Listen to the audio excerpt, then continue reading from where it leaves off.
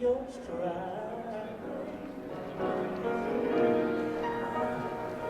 Never mind your fears. Brighter days will soon be here. Take it from me. Someday we'll all be free. Just wait and see. Someday we'll all be free.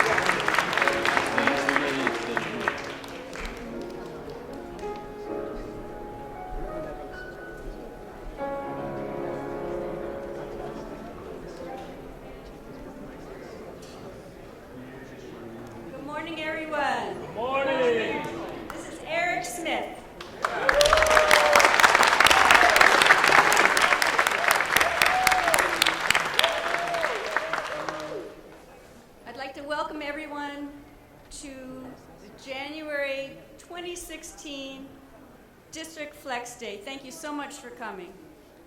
Welcome trustees, chancellor, distinguished guests. Do we have any faculty in the house? Yeah, yay! How about any students here? Woo! And I would like to start by thanking the Laney College team, President Webb, her amazing staff, everybody from the people who you've seen working out here, the people behind the scenes, and our so talented Eric Smith, again. These Flex Days are a result of state legislation and an agreement that was worked out between the district administration and the faculty union to set up professional development days that are inspired and planned by a combination of faculty, administration, and staff. Starting this year, we're also going to look at ways to incorporate student feedback. They are so excited to be heard, to have an influence, And so that'll be an innovation that's coming this year. At each campus, there is a professional development committee. So that's 4 committees here in the district. They are an even balance of administration, staff, and faculty.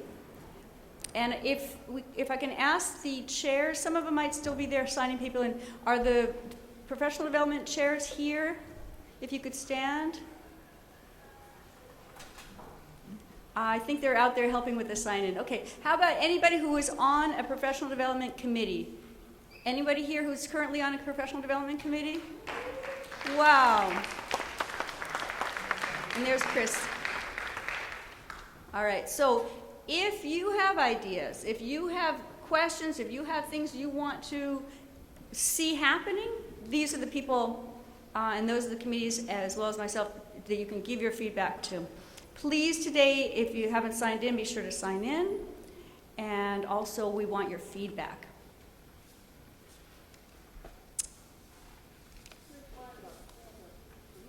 Hello. Yay, Chris. I was at College Alameda and I saw a poster and it said, and I'm sure you've seen the bumper sticker too, if you can read this, thank a teacher.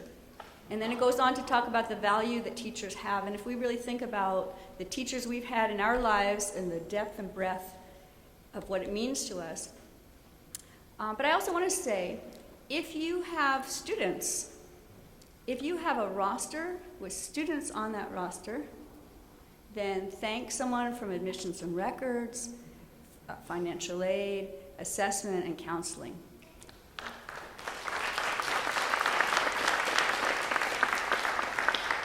Those people right now are working, doing just that.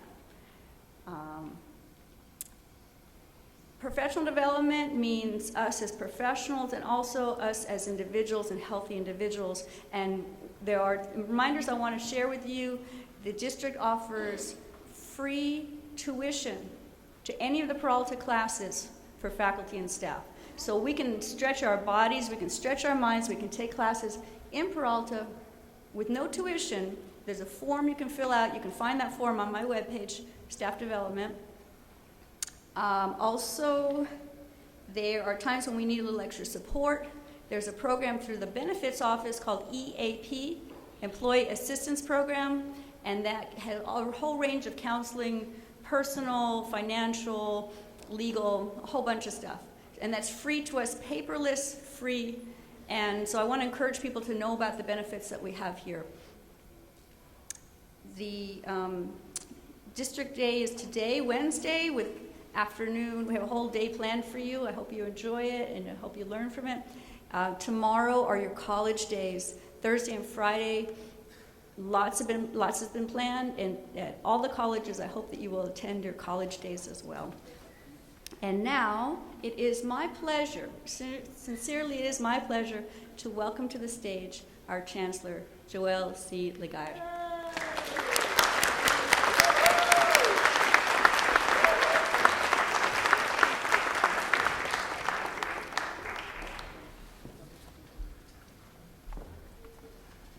As a teacher, you always have to be ready for everything. Sometimes the lesson plan that you have may not exactly go the way that we'd like it to go. I'm saying this because I don't think I've seen our speaker yet. Council member Lynette McElhaney, I'm sure, are you here? She's not here yet. So I will introduce her, and that so that when she comes, if she comes, I'll just say, other stuff I wanted to say about her. So Lynette Gibson McElhaney is the president of the Oakland City Council, and she's also the daughter of union parents, a machinist, and a telecommunications worker, hardworking folks from the South who labored to provide a better life for their kids.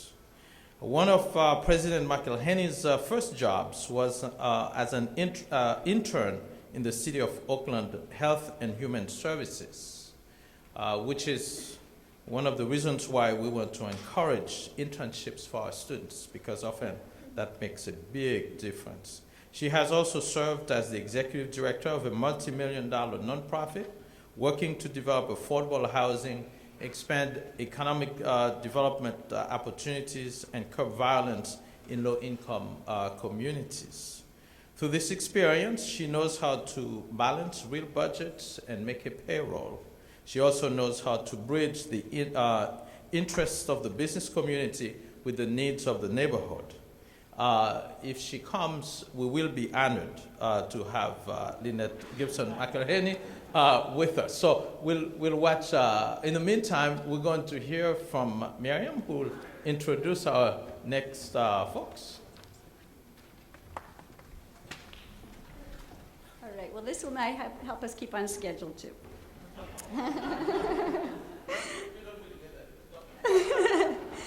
I'd like to call up to the stage, please, the representatives of the shared governance.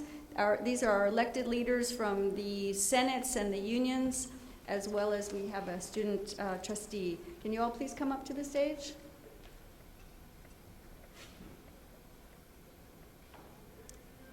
Mm-hmm.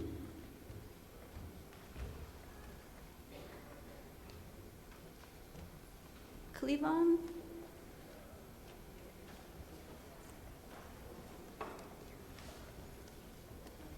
Hello. Okay, so I think I'll, just,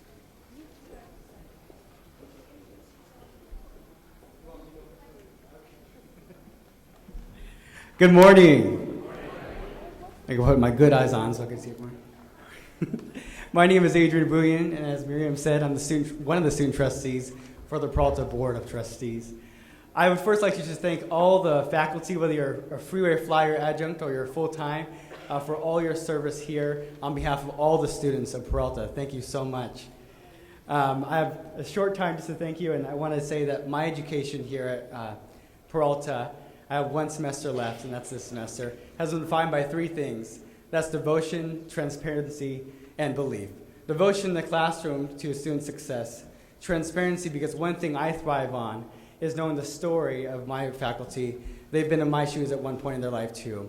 And belief, because sometimes when I didn't believe in myself to keep going, they believed in me. That's how I got started in student government, and I want to say thank you for that.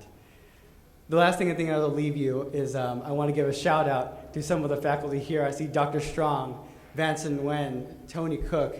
Everyone in the room has affected my education, encouraged me in that. I want to thank you. Romeo, I could keep going, but thank you so much. And the last thing I want to leave you is that upon graduating this spring, I want to say that one thing I've talked about with my peers is that the fear of paying for college is something that's real. And I have to say that here at Peralta, our chancellor and everyone is doing such a great job at creating internships and creating job opportunities for our students and making us successful students, not only grade-wise, but in our lives.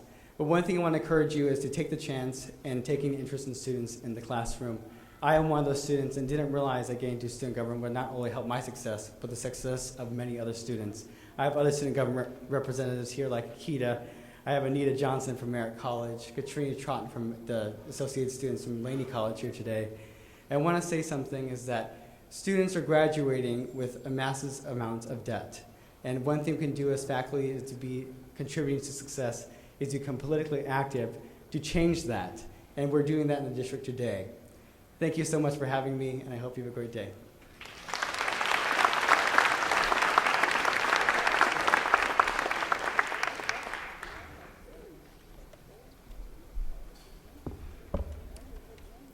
Good morning. I am Tim Bryce, head custodian at Merritt College. Thank you. Been doing that job now for about 2 years. I've been with Peralta about 22 years. Right now, I am the interim president of the Peralta Classified Senate with the recent retirement of James Blake. And we've had some changes throughout the classified senates. And I just wanted to introduce the other senators. The classified senate is primarily made up of the presidents and vice presidents of the classified senates. The classified senate president at BCC is Karen Shields. Classified Senate President at COA, Jashan Brumfield. Classified Senate President at Merit is Waduda Kareem. And the Classified Senate President here at Laney is Brandy Howard. Almost forgot you that, Brandy. Thank you. Also, I am involved in union activities. I'm a union steward at Merit, and one of the individuals who negotiate our contract. We have a wide variety of stewards that work in storage room, groundskeepers, engineers. William Highsmith is our chief steward. He works at Laney College in the custodial department. I am the steward at Merit. We have Javier Lopez is a steward at BCC. Selwyn Montgomery is a steward at COA. And we also have stewards representing the district office, Carlos Romero and also Ralph Smeester. And right now, not too many union issues. They were satisfied. We got 3% last year, 3% this year. And that always makes guys happy, women happy also as well. So we look forward to our next negotiations. Also, what I'm trying to do is to get more involvement by the classified staff. Besides on being a part of the union and being the interim PCS president, I am on the Planning and Budget Committee. I'm on College Council, other committees at Merit.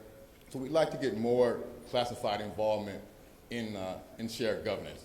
Also, we have different committees that come up where we need to have classified representation to sit on screening and interview committees. We'd like to try to get more classified involved in that as well. Thank you.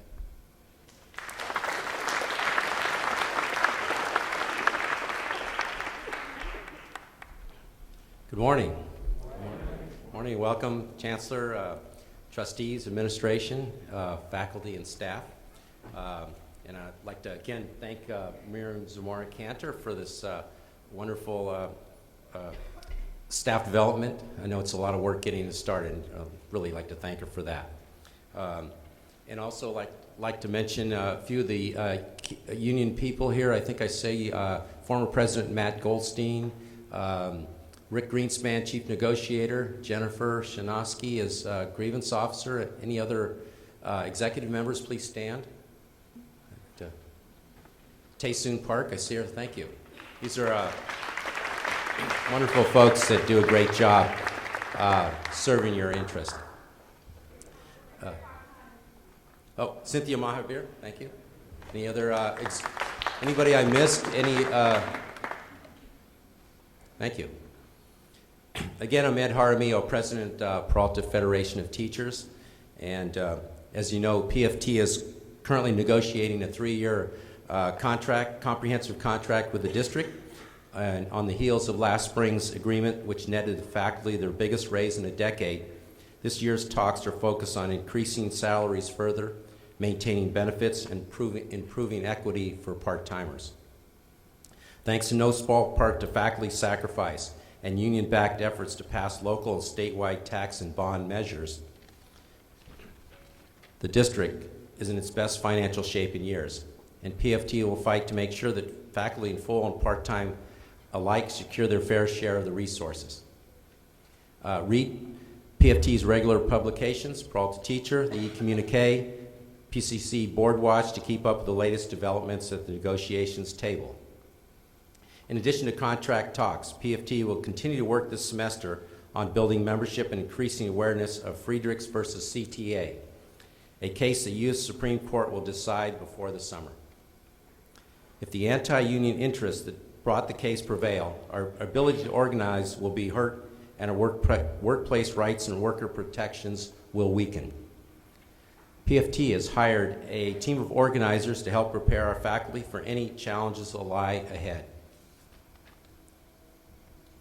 Another PFT concern heading into 2016 is the sanctions imposed on the colleges last semester by the Accrediting Commission for Community and Junior Colleges. PFT recognized the need for locally controlled accreditation, but PFT shares many of the concerns first raised by its parent union, California Federation of Teachers, about ACC's, JC's fitness to carry out its duties.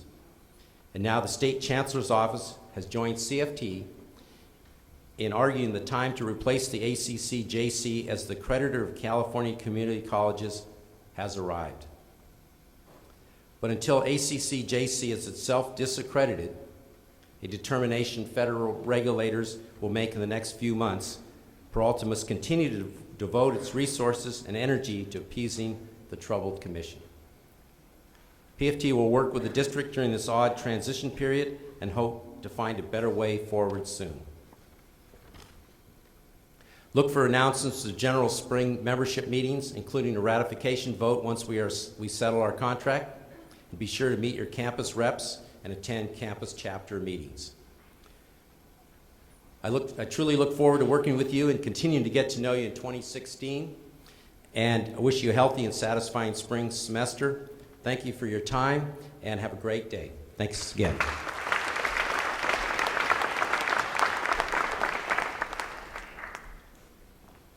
Good morning. Happy New Year, everyone. My name is Cleveland Smith, and I am the District Academic Senate President, as well as the Academic Senate President at Berkeley City College. I am here along with our other college Senate Presidents, Mario Rivas at Merritt College, if he's here, Lisa Cook at Laney, and Rochelle Olive at the College of Alameda. Those are our Senate Presidents for the remainder of this year.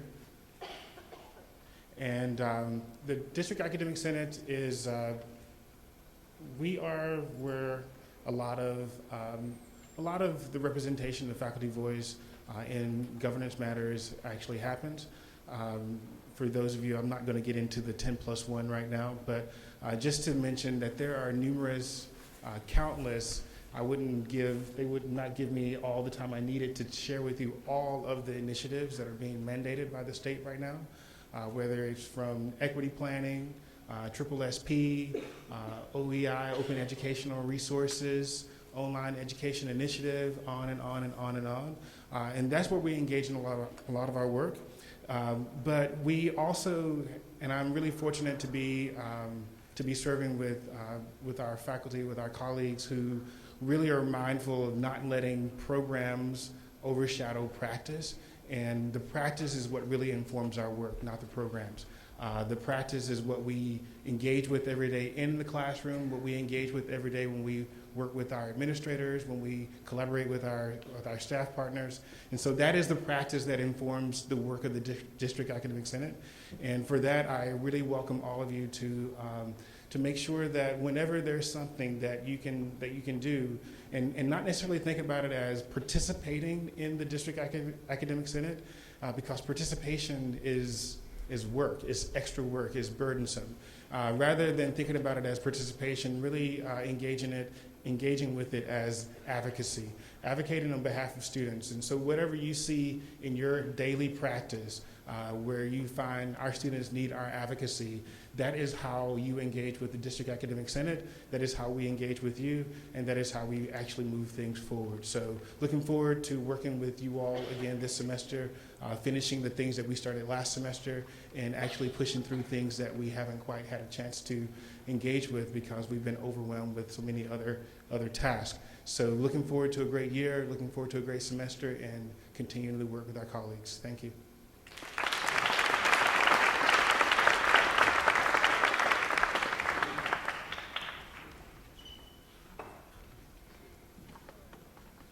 Good morning, everybody. My name is Matt Lanza. I'm the SEIU Local 10-1 Field Representative for Peralta. And yes, I did just walk in the door. I guess I'm really good at timing things. I want to wish everybody a happy 2016. I hope you all had at least some time off with your friends, family, or yourselves. I wanted to, again, Matt Lanza, SEIU 10-1, been the field rep here for over 4 years. Proud to represent the 400-plus classified at Peralta at all 4 sites, well, 5 sites, including the district office, ranging from student services, financial aid, instructional aids, IT, accounting, and dozens more that I cannot remember. As I tend to get up and speak at these things, the priority that people want to hear about is what's going on in bargaining, contract negotiations. The district and the union are hard at work on non-economic items right now. We plan on meeting again in February to continue those negotiations as far as the money piece, which is really all anybody cares about. Well, I guess not all, but dominant. The state budget is looking great and hopefully continues to look better for us. And as I look at Ms. Largent, Vice Chancellor Largent, I look forward to negotiating that as well in the spring. I wanted to take this time to really thank all the classified staff and all the staff here at Peralta. I've been here for a while now, and I've seen Peralta from 2011 when we were still negotiating the impact of layoffs and furloughs and a lot of the really tough stuff that comes along with labor negotiations. Seen us come to a place where there's hope, there's a renewed and sort of reinvigoration among staff, staff who is still very much overworked and in a lot of ways struggling to make ends meet, but the trajectory of Peralta is looking much better, and we couldn't have done it without advocacy amongst our other peer bargaining groups, passing parcel taxes, Prop 30, continuing to push the state to properly fund higher education, and specifically what we lovingly call grades 13 and 14 in our community colleges. We hope to continue to see these Peralta priorities move forward. One area that we're really hoping gets some more attention this year is our leave and absence reporting system, or a complete lack thereof. Let's stop killing trees and put it in computers already. Sounds wonderful to me. We look forward to seeing more hiring in positions that directly serve students, financial aid, admissions, and records. Many of our departments require that sort of fine attention and look at staffing, but those really are the reason why we're here, is the service of students. And I want to take this opportunity to thank VC Largent and the Chancellor. In November and December, we had 2 separate workshops that were sponsored by the district, co-sponsored by SEIU 10-1 in the district, dealing with difficult people and handling stress. The Chancellor granted release time to our members to attend this. We worked with VC Largent on securing facilities and speakers and all that, and Jennifer in our benefits office, and it meant a great deal to our members. And those things may seem somewhat insignificant in the grand scheme of things, but I can assure you it was not for our members, and we really appreciate it. We would like to see more of those resources brought to bear. So with all that, thank you all, and happy Flex Day.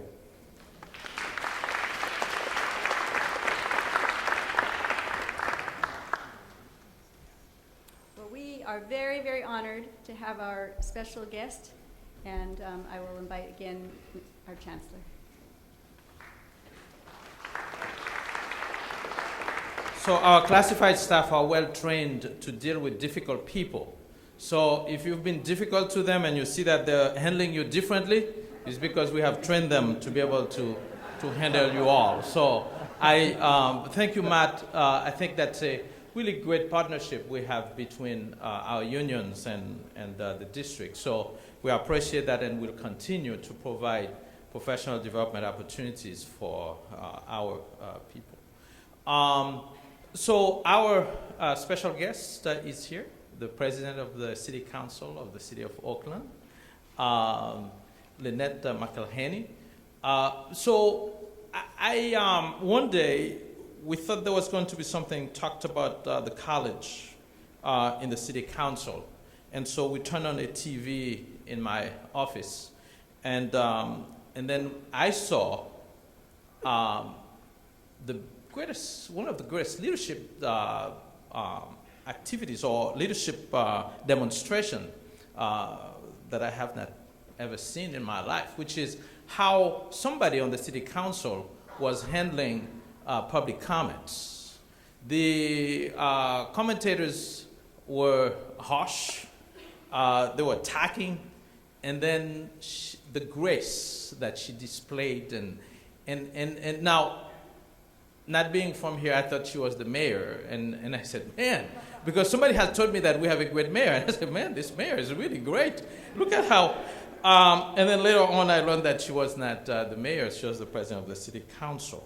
Since then, I've had opportunities to interact with her, and I have to say that I count her, along with a lot of positive developments we have going on in our community really as a launching pad for our region to really be great.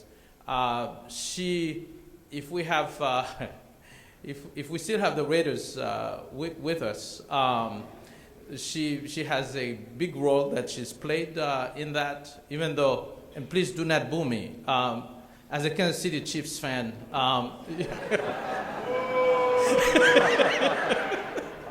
I still like to see the team in my region. So we're really excited to have one of the best, one of the greatest leaders in our community with us. My favorite city, even though, you know, I like Councilman Guillen really well, but my favorite city council member, Lynette McElhaney.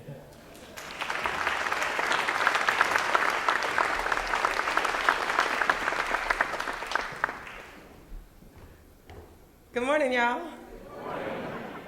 Is my colleague here, Councilmember Guillen? I didn't set that up. Where are you? No. Good morning, everybody. Oh, come on now. Y'all heard a little bit about me. I'm a Baptist girl. I need energy from this crowd. Good morning, everybody. We got to act a little more like preschool than college, I guess. Y'all done forgot your inner oomph. Oomph. Happy New Year. It's a delight to be here with you, and I hope I can live up to the expectation of being the favorite.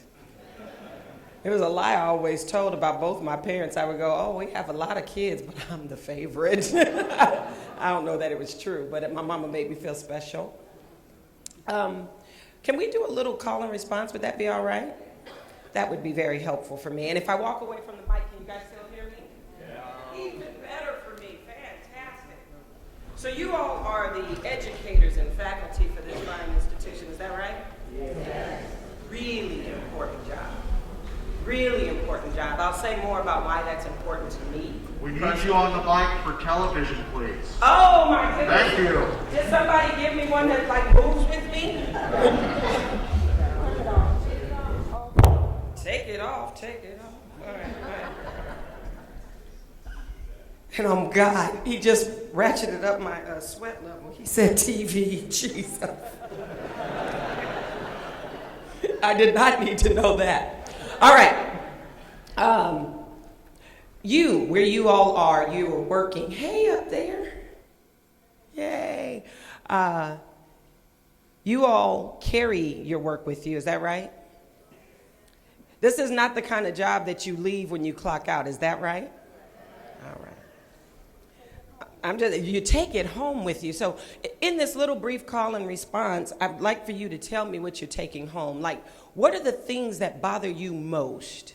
What is that thing that's on your mind that has you thinking about it as you're trying to put head to the pillow at night? Yes, ma'am. I think this is true for all of us. I'm sorry that I can't stand because I had an accident. That's all right, I can hear you. But I have seen you on TV, and you are very prepared. I teach communication. What I take home with me, what I think we all do, is the fact, are we serving our students well?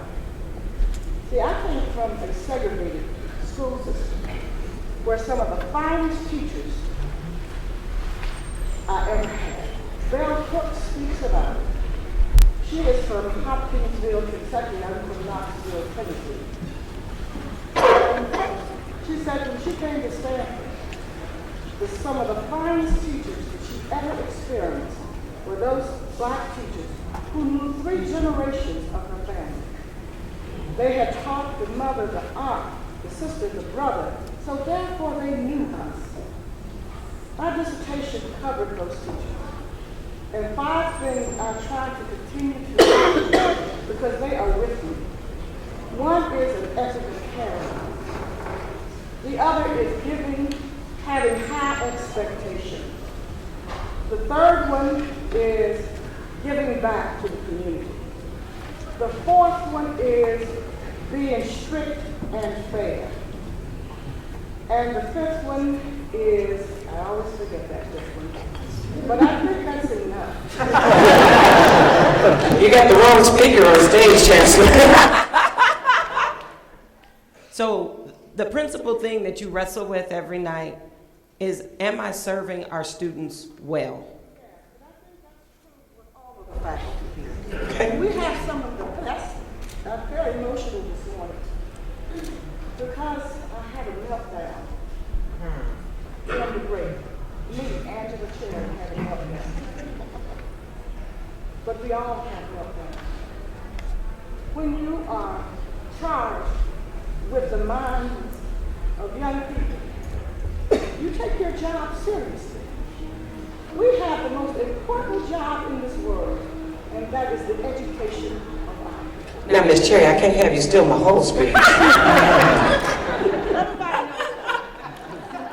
So in this brief exercise, thank you so much, thank you so much, thank you so much. In this brief exercise, the thing that may be wrestling with you most may not be really just about your job. Not really just about your day-to-day. So we all live here, right? I don't have anybody flying in from elsewhere, do I? That would be some serious stuff. Up there, you fly in? No, okay, just got you. All right. So what are the things that are troubling you today? As you try to lay your head to the pillow, it just keeps coming up for you. Anybody else? Yes, sir. Without massive intervention, no matter how hard we work for our students' behalf, they're headed into a corrupt system. So you're worried about the corruption of the system. Is that like the corrupt political system or economic, education, housing? You feel like no leadership addressing environmental degradation and climate change is obviously threatening our existence. With the exception of the present company, we do not have the brightest, most well-intentioned people leading and guiding our society, and we need to change that. Okay. Thank you. Can you all hear him? He's saying that no matter what you guys do, it just feels like you skiing uphill backwards. That there's a system that is stacked against your young people. Thank you. Thank you for that. Yes, ma'am. I feel that this place could be a refuge for our students, but it's just the idea that many of them be in trauma and So this is a refuge in the midst of trauma. So at night when you're going to sleep, what are you thinking about that may keep you from entering that slumber? I think about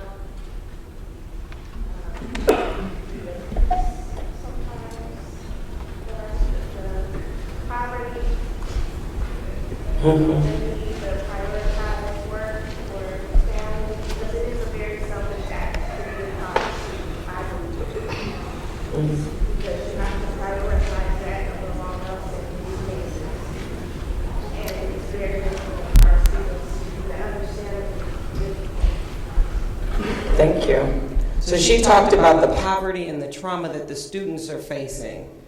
And she's taking that home at night and knowing that here, trying to get them to see this place as a refuge, that's very, it's difficult for them to be able to prioritize themselves amidst everything else that's going on. And you're thinking about that every night. Wow.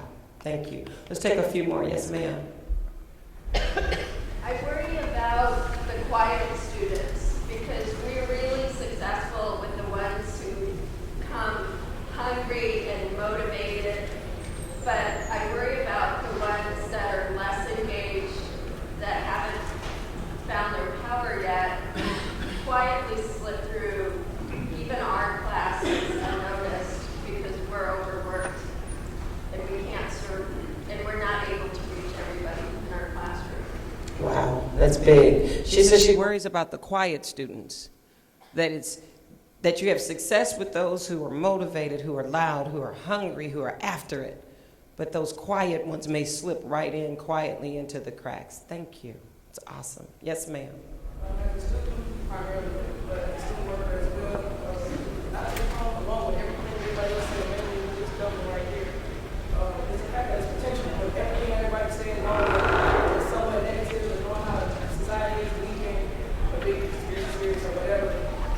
you learn about potential in the position that we are in. Educators come in, like you said, somebody said, this is the best job to have. Like, this is maybe more sexy, you know, like in a sense, so that people start catching on because it is, it's going to like highly change.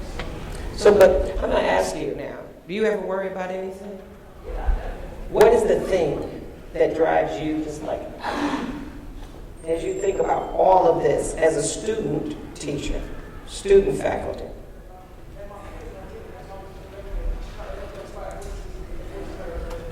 That they won't get it, that the students won't get it. Okay, thank you. Is there anybody up top? Yes, sir. Yes, I have 4 words for you. The cost of textbooks. Amen. I think I might still be paying for that last semester. The cost of textbooks. Last hand over here. Yes, ma'am.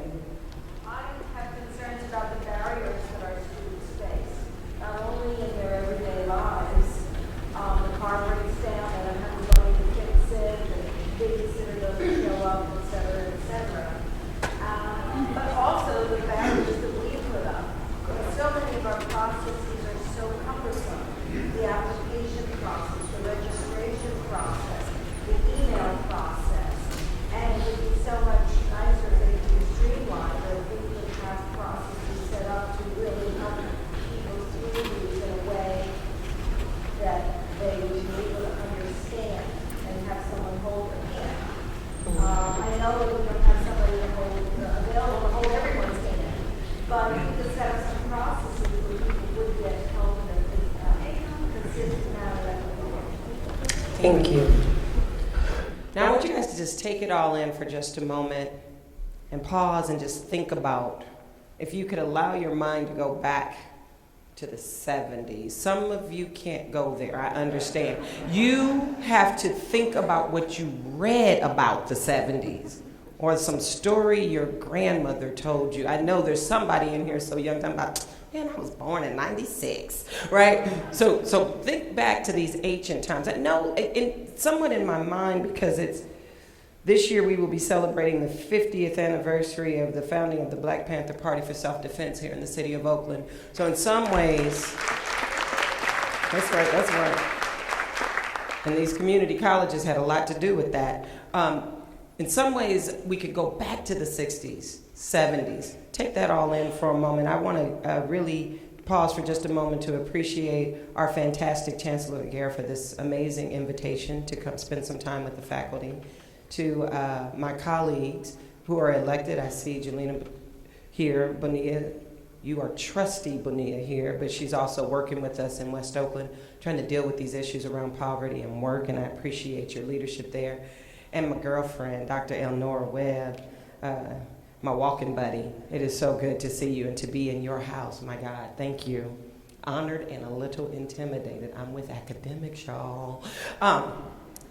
Now, as you all have been thinking about the 60s and the 70s, about a time in California's history where education was the promise, when community college was free, right? When community college in the state of California was free and we were producing the greatest minds in the nation and in the world. You all had a hand in that. Educating minds is a revolutionary act. As an African-American woman, as someone who can stand and tell you that my grandmother's mother was born in bondage. It's history I can touch and taste and feel and know. As a woman whose parentage comes from the South, this past weekend I had the privilege of celebrating my grandmother's last surviving sibling, my great aunt Agnes McCoy, who turned 95 on Sunday. And we sat listening to her life from 1921 to 2016. This is history that I taste and touch and feel and know. And there's something crazy about the setup that we're in right now. Something maddening about it, because we're still holding on to the images that we fought for with a long civil rights movement for several hundred years that manifested in some promising decades, not centuries. when your job was easier because there was hope and possibility in the world and not the cynicism that we're being pumped now, right? Where you had presidents who defied white men who stood up to white racial tyranny and called it wrong, right?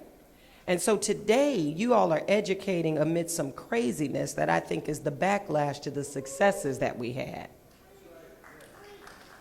Yeah, it's true. It's okay to clap because it's a real thing. That frustration that you feel, no matter what you do, my babies that I'm educating are walking out off of this campus into poverty, into dangerous conditions, into a system that is gamed against them. That's not because you're paranoid. That's because that's real.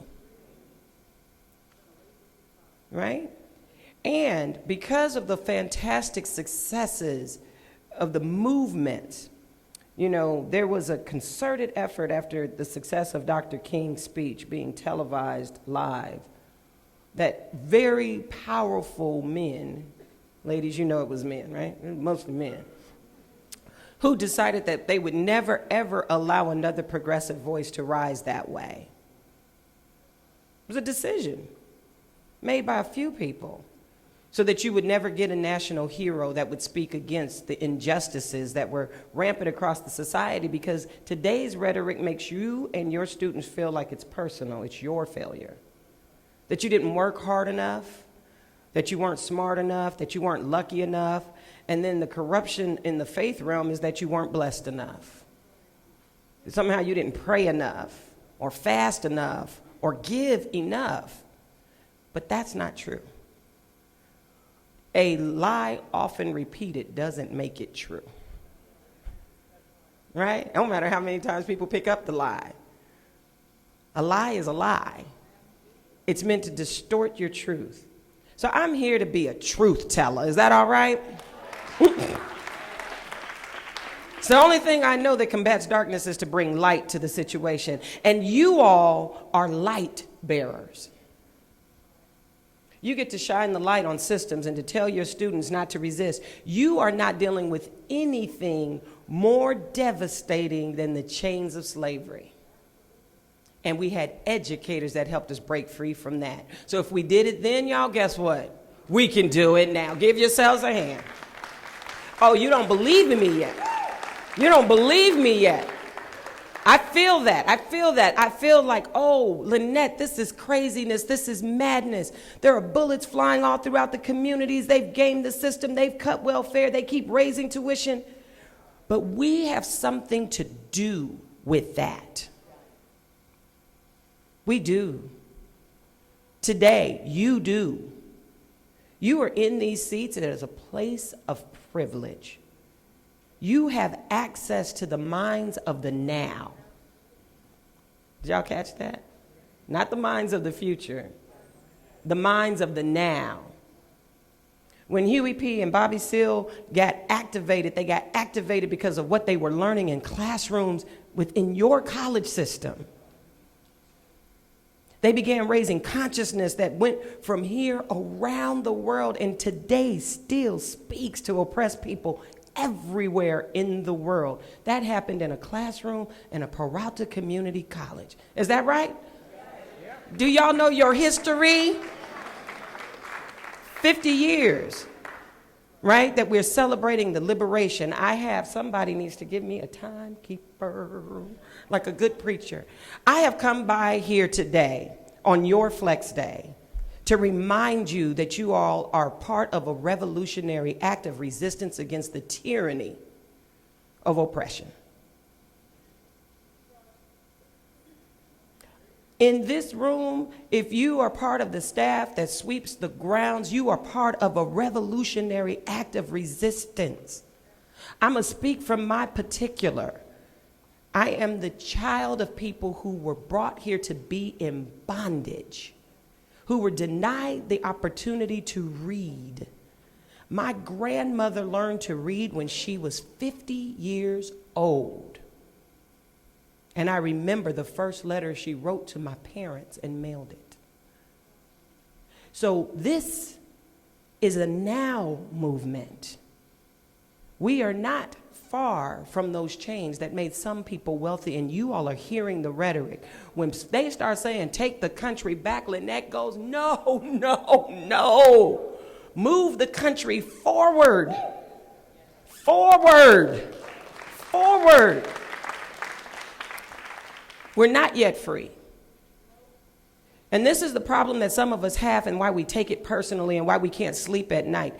My grandparents had no misconception that they had done something wrong to deserve the craziness that was going on in their lives. They were real clear. That's hatred, baby. That's hateful, baby. My grandparents couldn't read and they couldn't write, but they taught me values. And they taught me how to be strong. And they taught me that there is injustice in the world. And I used to love my grandmother. She'd say, you got to call the ugly man ugly to the ugly man's face.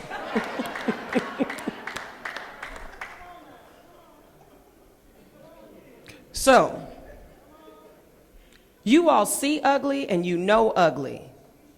But we've learned to be polite. Y'all got to call the ugly man ugly to the ugly man's face. And you tell your students it's not on them.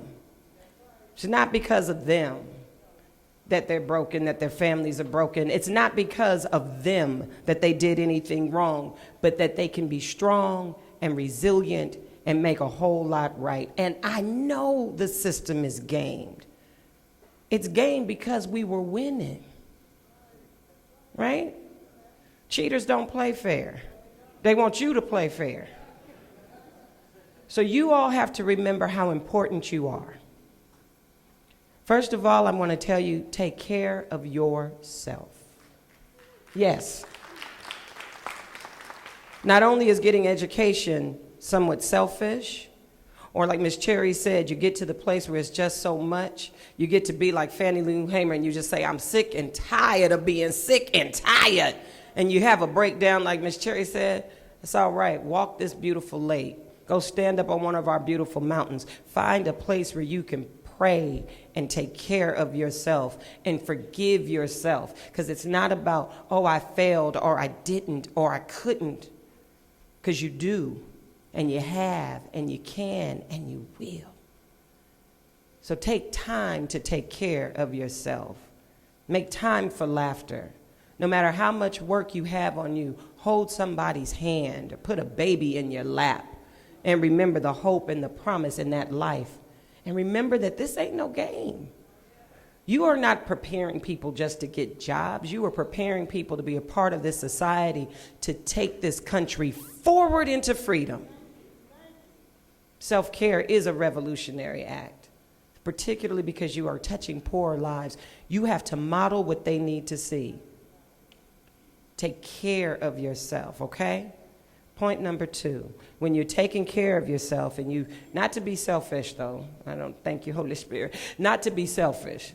Not to just take care of yourself to the point where your kids are not eating and you're not giving everything you've got. You replenish yourself. If you're really serious that you don't like the conditions that you see, remember that you're fueling yourself for a struggle, because we have not yet won. We're winning, but it's not over. We have enemies who don't want to see the enfranchisement, that don't want to see rooms assembled like this with this diversity that accepts everybody. There are people who are threatened by our success. So make sure that you hold fast to the commitment of educators, your predecessors. We are educating the leaders for now. Not only in science, not only to come down here and work at that Uber building, I'm so happy that we opened, but people who are writing and thinking and talking about freedom. The second thing, once you take care of yourself, is to remember to anchor to your own creativity. We get mired in stress when we lose, and it causes us to lose our creative mind. We start saying, oh, it can't be changed. Nothing can change it. The system is gamed against me. Remember Lynette? My grandmother's mother was born in bondage. Josephine didn't know freedom, but she produced me. God bless her. You cannot think that you're up against impossible situations. You have to know and remain anchored to the hope that what I do matters and I'm changing this system. I will resist tyranny and craziness and people on the television talking about craziness, madness, blocking off borders, denying people medical, doing all that foolishness. Can y'all say that's just foolishness? It's foolishness. What we gonna do? Call the ugly man ugly to the ugly man's face. God don't like ugly. The third and final point I want to make to you all is flex your power. It's your flex day.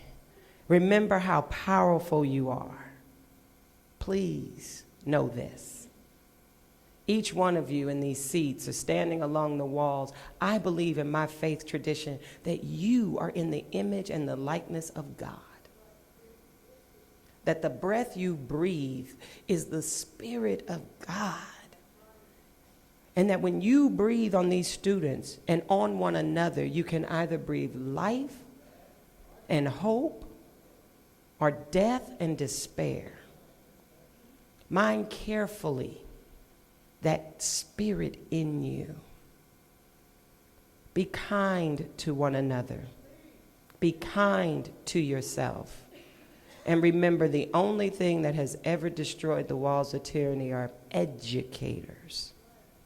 Because you all get to open up minds, introduce us to new worlds, and tell us who we are. If you tell me I'm great, you may be the only one to ever tell me that. And you could be, as happened for me at UC Berkeley, an SEIU employee who was just taking in applications. You can do this. Words are powerful, and each one of you can speak life or death. That's why you're important. No matter what your classification is, what your salary level is. You don't get paid enough. They're gaming the system because they know how powerful you are and the army you touch. So remember to remain revolutionary. Thank you.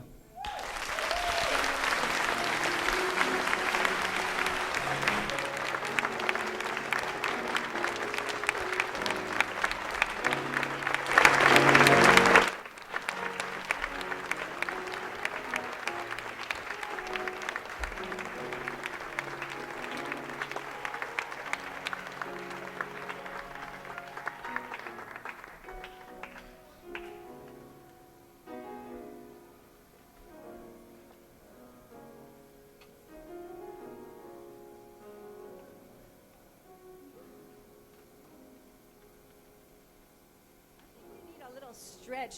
Don't leave, but you want to just stretch let that resonate. All right, we've got a little more this morning. We've got some announcements for our workshops.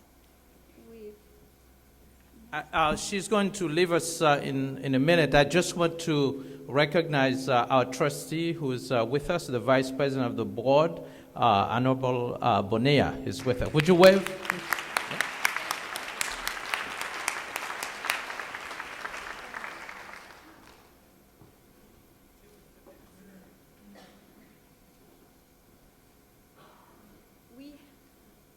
Okay, I'll let you be with the announcements for the 1 minute, okay? All right. I am going to ask the people who have announcements to come up, and that includes people, a couple of people who are going to lead workshops they want to tell you about. If everyone could please come up.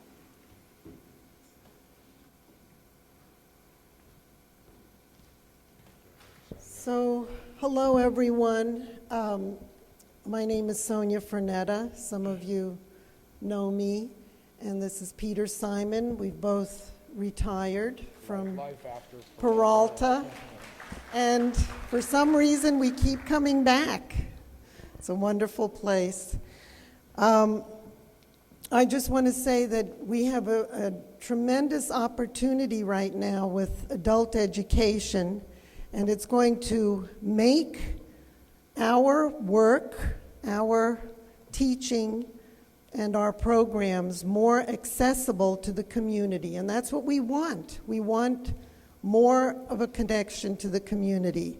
And we're just going to tell you briefly about this. We're part of the North Alameda Consortium for Adult Education, and we're working with the adult schools in Peralta, and we are actually working with Career Ladders Project and helping this whole process. Now Peter's going to tell you. Just really quickly, I think first of all, how many people are in the room who are working on the adult education consortium work? Raise your hands just to see. There's a few people here. I think most of you know, but I'll just mention that in 2009, the direct funding for adult education in California went away, and a number of adult schools, including here in Oakland, closed down. The good news is that starting a year ago, the money is now coming back to adult education. A number of you were involved in a year of planning, which was called AB 86, and now this year there's $500 million being put out into the state, and there's already a commitment next year for another $500 million, which is a lot of money, to really not just start up adult education again, but to really start it in a new way that's linked with the community college, particularly with career pathways. A number of design teams have been formed that are a collaboration between community college faculty and adult school faculty and community partners at community-based groups. This is a great opportunity, and it's really part of the whole Pathways movement that's happening, including a number of you have heard of the Career Pathways Trust with high school students. There's all kinds of programs for re-entry students. There's a lot going on in this world right now, and as Sonia said, it's really giving access to the college for people who otherwise would not have a shot at this kind of training. We want to announce that on Friday there's going to be 2 workshops where we're going to have a chance to talk more about this work. We want all of you who can to come. So the first workshop will be at Laney on Friday at 12:30 in the cafeteria, and then there will be another one at Berkeley BCC at 1:15, but we don't have the room yet, but it's easy to find once you're in the building. So thank you very much. Take care.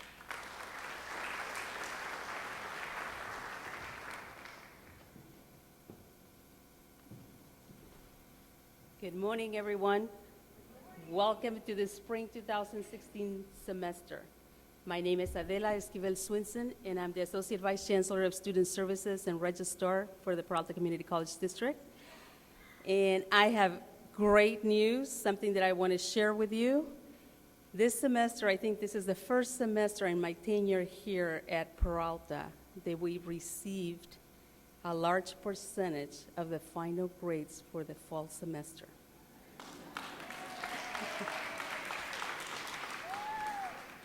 The reason I'm mentioning this is because every semester we're bordering line around the 25 to 30% of missing grades every semester.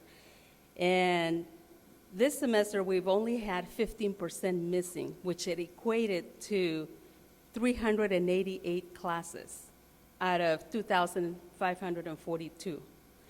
So to me, that is a success. However, having said that, while this is great, I want to remind faculty of the importance of submitting final grades.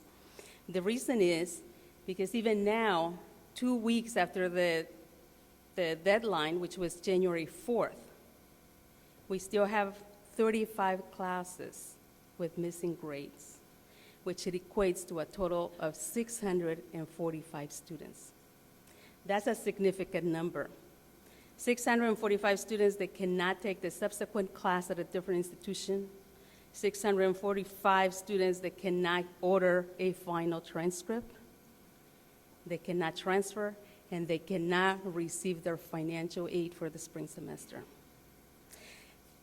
Instructors cannot submit grades online anymore because we had to run certain processes. And so you will see, and the student is able to see, instead of a grade, they have RD, which is report delay. It's one of the holdings of the grading system that is available to us. So instructors who did not submit their grades must now complete a record correction for each student in their class. I ask of you, if you are one of those faculty members, for whatever reason, we don't even want to know, we don't need to know what's the reason you didn't submit your grades. Please submit your grades.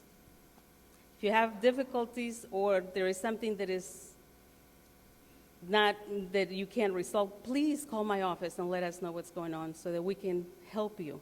If you're waiting on a student or for whatever reason, we can help you submit other grades and leave that outstanding. But please contact my office. This spring semester, our goal in student service is to reach out to faculty steadily and consistently to ensure that everyone is informed on the process and the importance of following the process. We're also available to assist you.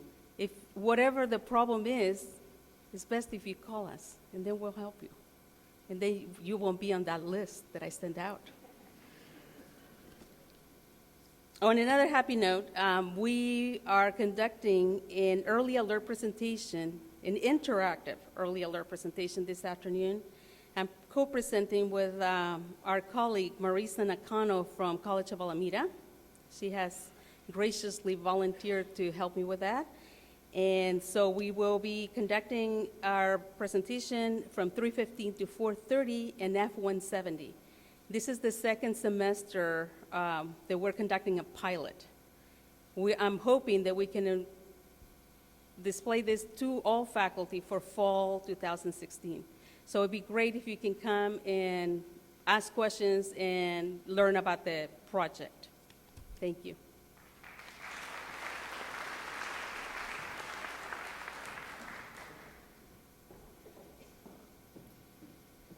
Good morning. My name is Lynette D'Ambrosio, and my work here is to assist the district to erase our accreditation woes. I'm here to tell you that the district is working very, very hard. I see we have 8 teams because we have 8 recommendations. I see some of the team leaders, VC Orkin, ABC Madlock, VC Acaro, let's see, Largent, and who am I missing here? But we have 8 leaders, and we're working very, very hard. If you take a look at the web, we are posting what all those 8 recommendations are, and we are posting our action plans, and as we accrue evidence, we're going to be putting that on the web. So I really want to encourage you to please, please contact me, send suggestions, criticisms, you name it. You can find me in the Peralta address book, because we really do want to make the district sanction-free. As PFT leadership said, these are not good times for accreditation. We know that. And I appreciate their cooperation because people don't want to do accreditation. We understand it. But I think if we can embrace the concept of accreditation and know that accreditation really is, commissions aside, based on continuous self-evaluation, we'll have a good time of it. We do want to be sanction-free. We want to make self-evaluation a part of our work. So, as I've said to some of you, accreditation is akin to eating your broccoli. You may not like it. You may not like it. It's healthy for you, and we want to make this district very healthy. And I'm looking at Chancellor Gaeir. He's a team leader too, so don't think he doesn't get involved in this. So thank you very much. Contact me, and I'd really like to see Peralta sanction-free. Eat your accreditation.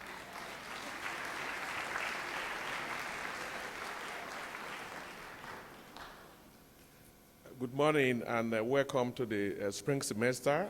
My name is Sadiq Ikaro. I'm the Vice Chancellor for General Services. I just want to quickly announce that we have a workshop this afternoon at the boardroom, and this workshop is being presented by the district-wide facility committee as part of our participation and collaboration with all the colleges so that we have some insight on the 5-year facility master planning for all the colleges. We talk about capital projects that are going on, the ones that are oncoming, and the prospect of a future bond for the state of California come November. So you are all welcome to attend. The hours are between 3:15 this afternoon to 5 o'clock at the boardroom. Thank you and welcome to the spring semester.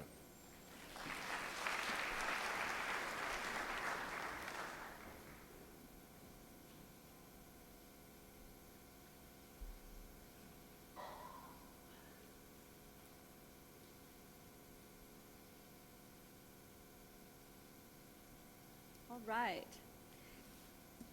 And now I am very happy to invite again our Chancellor, Joelle C. Gaeir, who will speak on something that I know we're all interested in, which is our district, our college, our work.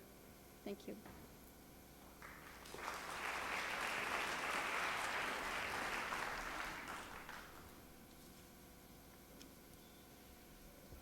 So there is a break at, according to the schedule, I have like 4 minutes to speak.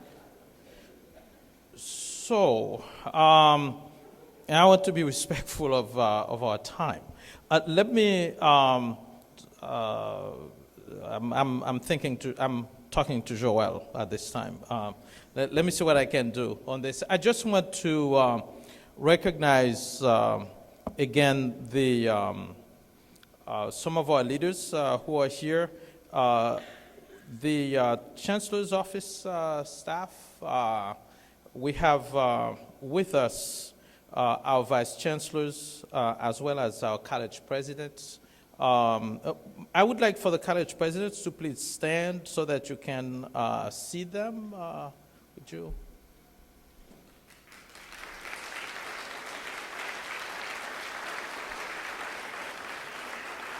I wanted to do this because actually I wanted to bring them on stage, but time is an issue. Because sometimes people don't know who they are, and I want them to be well known.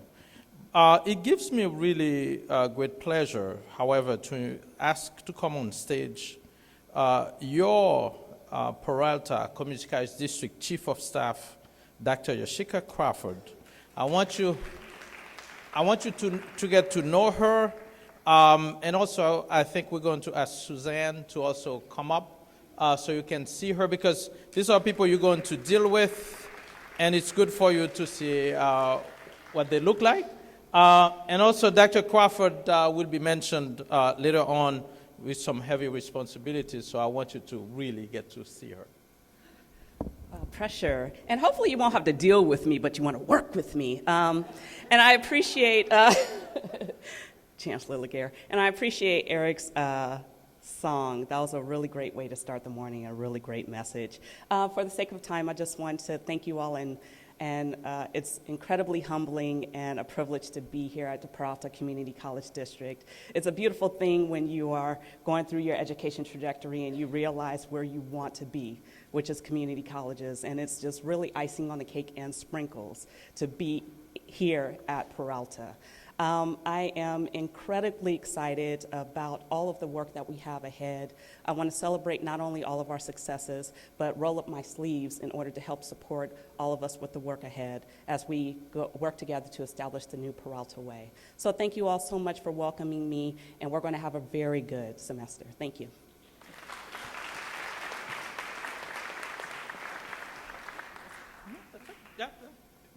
If we had more time, I'd have you do the dance and all of that, but we don't have a lot of time this morning. May I ask Professor Miriam Samora Cantor to come back on stage, please? I need you to help me recognize somebody. There's a basket there, if you would bring it up. I know that this is only her second professional development event, but I want to praise Professor Samora Cantor for the work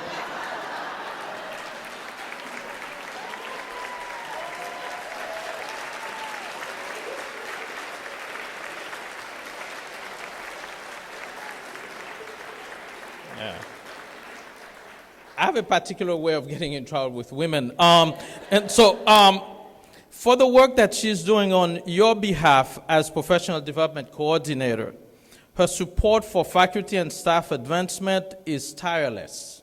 And I'm saying that because I get to talk to her often, and I know how much she advocates on your behalf and what she says about you. It is clear that she loves her role, which is more than merely convening meetings with her colleagues from the colleges, but she extends her work to all aspects of college life. She's a true leader and hard worker who wants your professional and personal lives to be more rewarding. Please stand and let us recognize Miriam.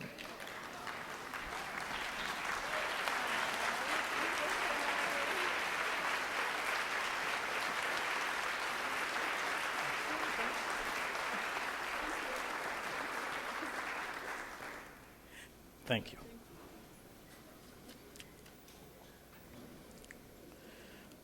Well, I'm going to go through my speech. I'll probably say every other line so that can be done on time or catch up with some time. But I really have not taken the time that I think I should take to thank you for welcoming me to Peralta. Your accueil, as we would say in French, or welcome, as we would say in English, has been spectacular. The best of this welcome has been how you have made my wife, our First Lady, feel like a part of a family. Those of you who have met her personally and interacted with her have made her feel special. Many of you ask about her constantly. Tina and I are grateful for all your love and respect. You have given me your time as I visit the colleges and dropped by your classrooms or your offices, and you have sent valuable feedback on the C-Direct suggesting how some of our decisions can help Peralta be a better place. Many of you have made critical comments on the new Peralta Way and have wondered how we are, in fact, moving beyond the old Peralta Way. Believe me that I'm most mindful of your thoughtful criticism. Most importantly, you have called out the old way and demanded the new way. You have also fed me.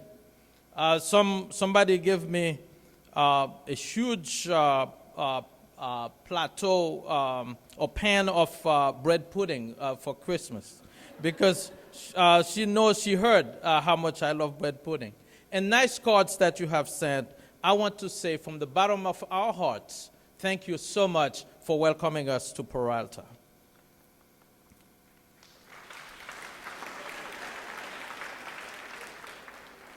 Overall, my honeymoon period with you has been most encouraging. Perhaps, and I hope not, you have saved your major shots at me for later.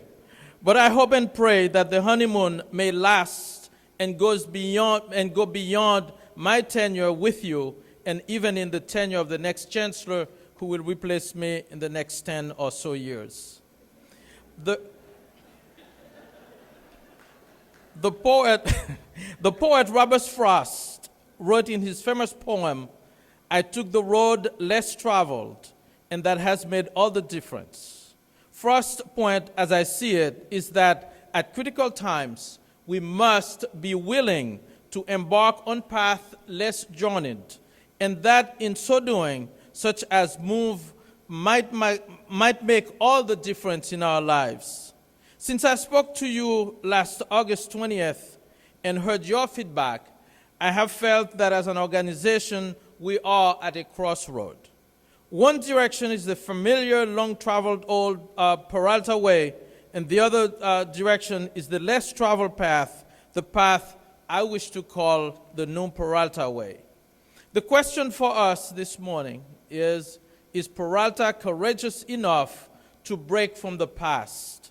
Might I even say break from its ruts and forge a new path, one beckoning with much promise, but also one so fraught with uncertainties and risks.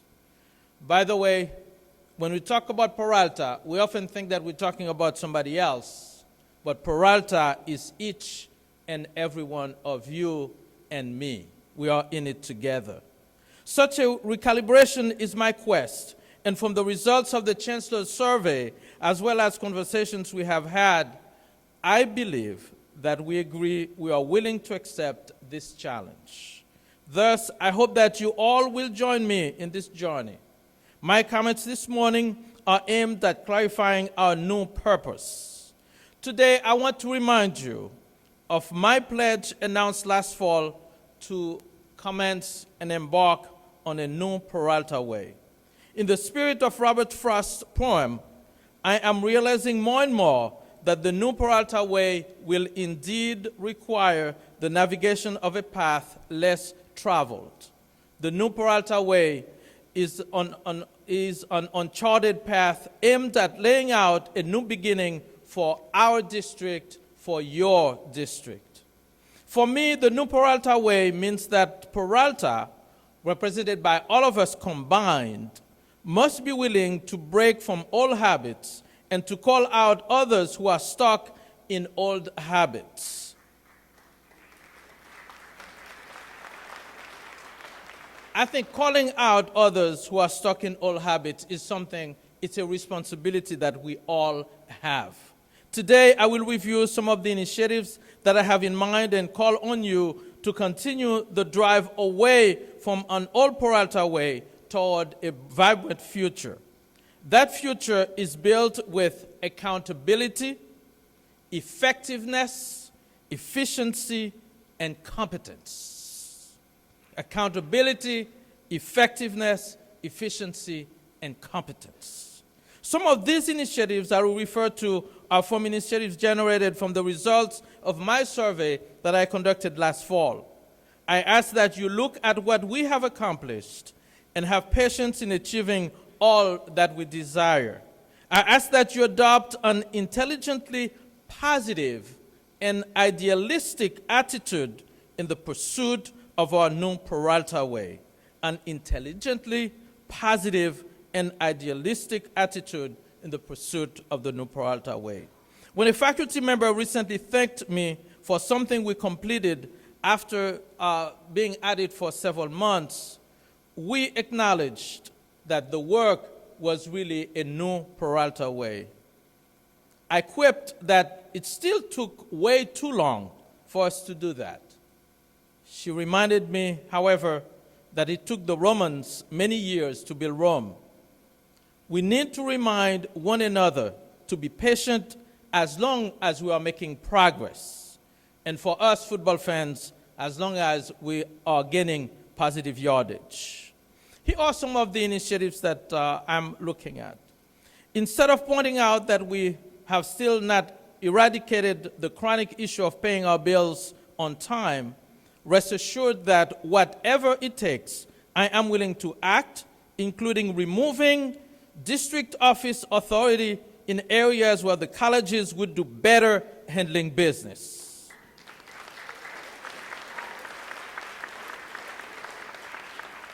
Know that we have made substantial progress on this matter. However, the issue is deeply rooted in some of our malfunctioning processes and procedures, and it is simply taking time to properly fix this problem. But we shall solve this issue. Instead of continuing to complain that many of our technologies are outdated and that the district has not responded, the results of our technology assessment, you probably know that we did an assessment of technology in the district in December. The results of our technology assessment will be published on January 25th at the governing board meeting, showing that we are on the move in sharpening the efficiency of our IT infrastructures and procedures.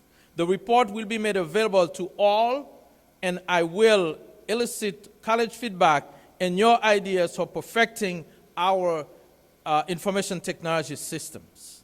Instead of the old uncertain response times for answering inquiries. And really, there are people who have told me that they have made inquiries, 6 months later, they have not heard anything. And sometimes, I bet some people have made inquiries and they retire, they still have not heard anything. But instead of that, we have hired Dr. Yashika Crawford So when I said that people are going to deal with her, she's ready for it. If we're not responding, she's going to deal with those who are not responding. So Dr. Yoshika Crawford, our new chief of staff, who will institutionalize a 48-hour response time system, and she will make it happen.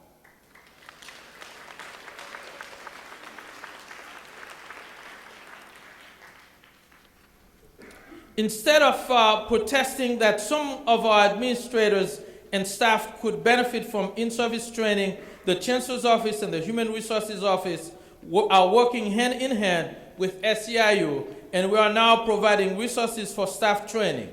That is something that you wanted us to do. Furthermore, members of the cabinet have been specifically provided enhanced training in their roles and functions as leaders. It is important for us to train our leaders. You ask us for that, and we are delivering it.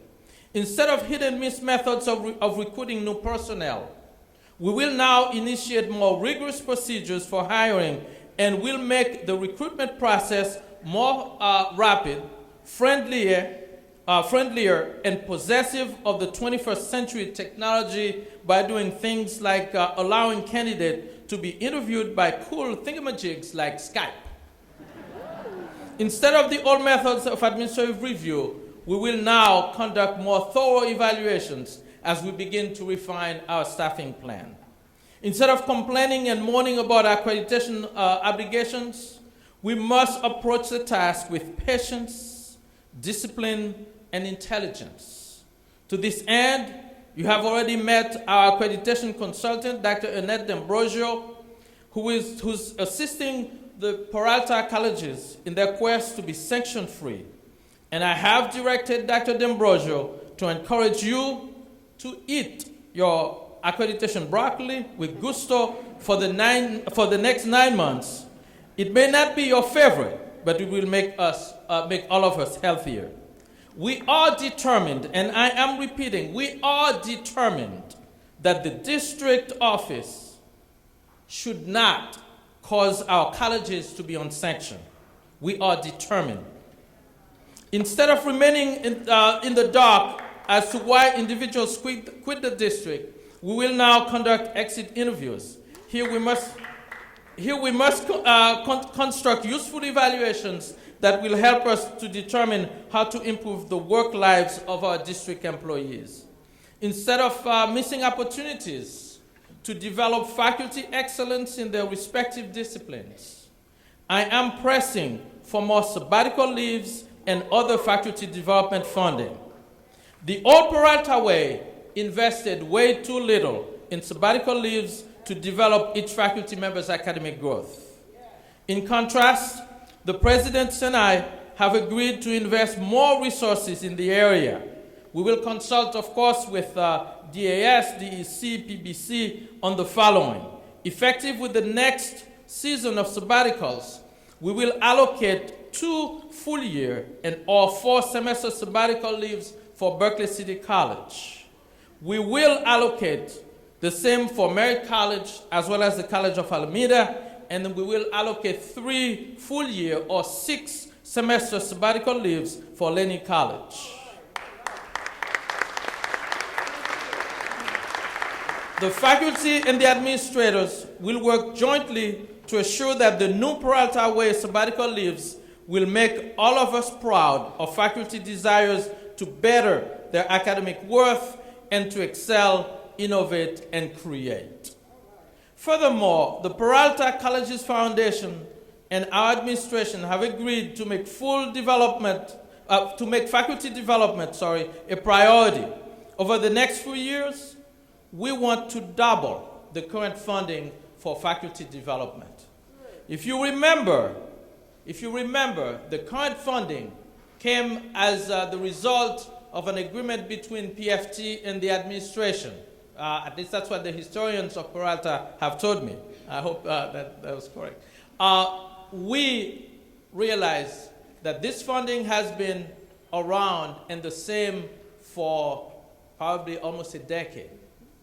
And we cannot make progress if we do not invest in our people who need to provide innovation and creativity for our students' success.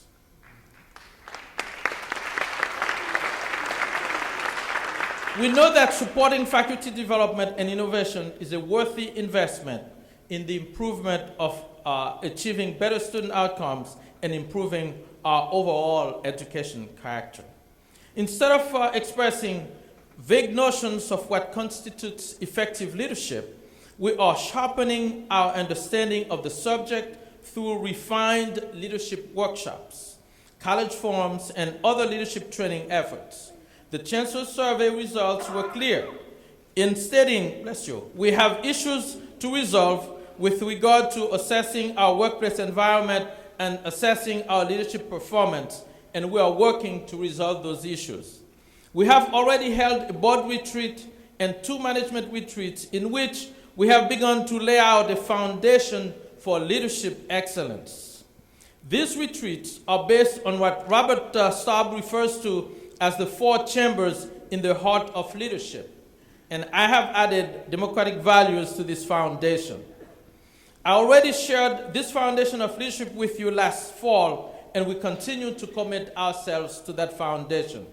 Briefly, I urge each of you to reflect on what I call Peralta's 5 pillars of leadership, based on competence, which includes substantive knowledge of the heart of leadership, the ability to think and plan strategically, and the awareness, sensitivity, and skills for good interpersonal contact.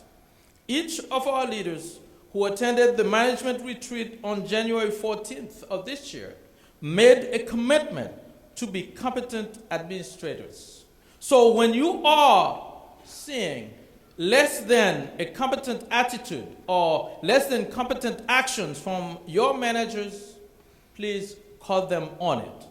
As Director Phyllis Carter stated at the retreat, it is important for us to train ourselves when we know we need to be more competent. Passion, or the drive to make a contribution and to create something meaningful and worthy. How will we motivate others?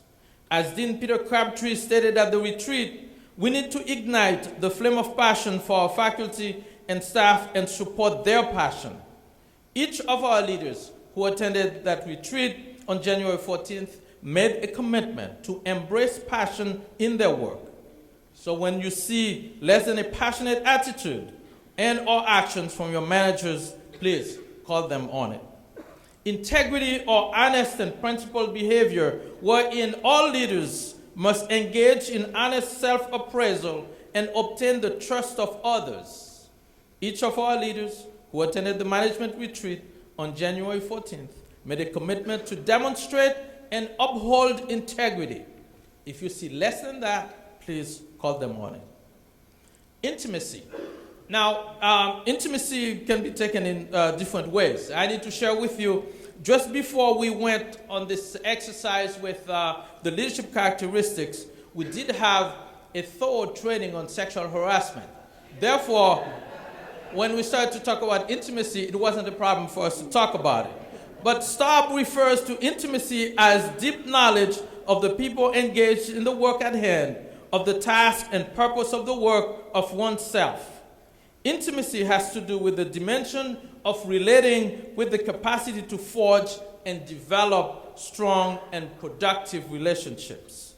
Each of our leaders who attended the workshop, the retreat on January 14th, made a commitment to show and uphold intimacy, treating people with dignity and respect. So if you see less than that, less than appropriate intimacy in the workplace, please call them on that. Democratic values. In the workshops we have held, we have defined democratic values as those values of equality, equity, inclusivity, cultural fluency, respect, and diversity. And each of our leaders who attended the management workshop on January 14th made a commitment to uphold democratic values. And those who didn't attend will have a special session with me so that they can commit to these things as well. So I urge you to really reflect on these pillars of virtues as inherent aspects of good and sound leadership at Peralta. In addition to ongoing leadership training, this June we will pilot a Peralta Leadership Academy with our administrators and selected faculty and staff leaders. Here, the intent will be to more formalize leadership training throughout the district and to put in place a legacy of accountability, efficiency, and effectiveness, and you know about competence already. Instead of settling for uneven student achievement, we will work to sharpen our conceptual grasp of success and equity and work to ensure that our student achievement can be measured both quantitatively and qualitatively. We must focus on recruiting students with the utmost caring and dignity. We must conduct orientations in an effort to teach students what it is like to be a model student and to understand the scholarly and professional community they are joining. We must provide genuine opportunities for students to develop and to expand their personal growth. Instead of each college handling student recruitment independently, our coordinator of marketing, Dr. Herbert Kitchen, will convene all the recruiters from each of the colleges and work with them to achieve a well-coordinated effort. In this team approach to recruitment, we strongly believe that we will increase our enrollment overall for all 4 of our colleges. Instead of grumbling about inequities through the district, I pledge to lead the district to treating similar performances similarly across the board.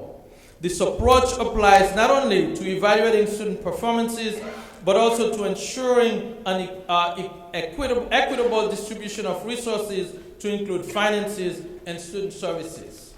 Instead of inhibiting creativity regarding equity at each of our colleges, we will seek greater college autonomy to include the strengthening of the authority of our presidents and our business officers where justified. Instead of choosing to be stuck and frustrated in our worries over Peralta student problems, we might present solutions as did Peter Brown, machine technology professor at Laney College, when he suggested in a letter to me and others that we have to remove barriers for our students. Barriers that include everything from finding enough classrooms to examining the hard facts that many of our students have family and work-life pressures, housing insecurity, or outright homelessness.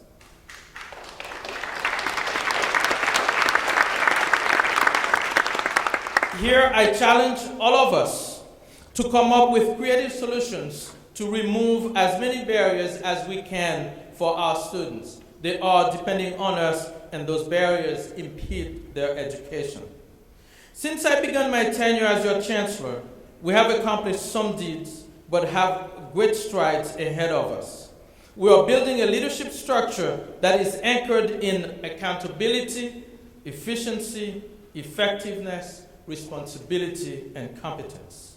At the same time, we must display those virtues of competence, passion, integrity, intimacy, and democratic values. We are working to be more responsive to the needs of our students, our faculty, our administrators, and our community.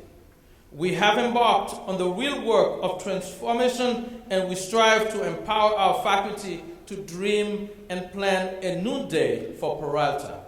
As Robert Frost advised, taking the road less traveled will make a difference.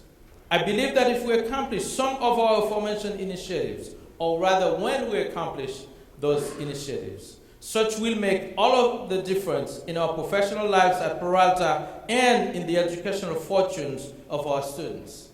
As I said in my remarks on August 20th, we must concede that superior leadership is the best means by which the Peralta district will overcome its shortcomings.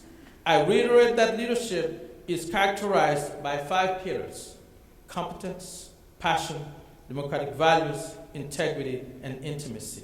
Their exercise seeks to elevate each of us to our highest potential to best serve our students and our communities in the new Peralta way.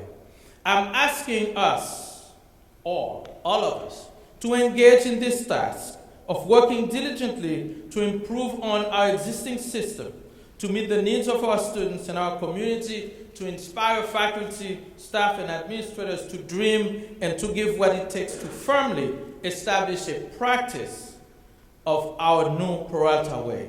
Soon, we will be known, or I want us to be known, just as the Peralta Way, which should be synonymous to high achievement, effectiveness, efficiency, and great service. Or, as another college already claims, simply the best. This road less traveled will require patience, discipline, and resolve, but will indeed make all the difference. Let's go for it. I thank you for giving me the opportunity to serve as your chancellor. May the force be with us, and Happy New Year to you.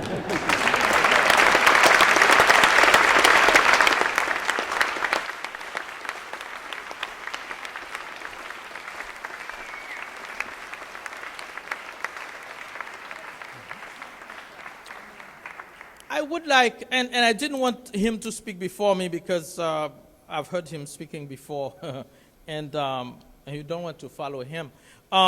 So I have a colleague from Solano Community College who will introduce a speaker, and you want to hear what Mr. Earl Taylor has to say. Karen, would you? Dr. Karen McCord is a professor of Ethnic Studies and Sociology at Solano Community College, and she'll take a minute to introduce our speaker. Thank you. Good morning. I think it's still morning, right? All right. I have the honor and privilege of introducing one of our student speaker today. And what I can actually say in the 1 minute I've been given is that he made us better. And I heard what was said today about what we need to do for our students. And it's not just about providing tutoring and resources. We have to learn how to educate the whole student. We also have to stop asking, why do you behave the way you behave, but also look at what happened to these students that bring them to us and where they are, and accepting students as they are. Earl Taylor, he embodies what community college, what we do at the community college level. It doesn't matter where you came from. It doesn't matter what you did before you came here, but we take you as you are because we are here to educate whoever comes. And so he found his way to Solano Community College, and what I can say is that he has really made us very proud. He is solely responsible. I coordinate also the Emoja program at Solano College, and it was just something about when people were studying in the Emoja office, there was just something about it that would not allow me to kick an African-American male out of school. And he kept asking us to keep it open longer and longer. And so he was responsible for us extending our hours to about 8 p.m. And 9 o'clock, I was like, Earl, I gotta go home and get some rest. You know, but he would be there in the morning when we got there. He worked really hard. He's gonna tell you more about his story and his journey. But another point I wanted to make is that he was just willing to utilize whatever resources we had, and he was excellent at networking amongst all of the faculty and staff. And currently, he is a student at San Francisco State. He is scheduled to graduate from there today, and so I would like to invite Mr. Earl Taylor to come up and share his educational journey with you.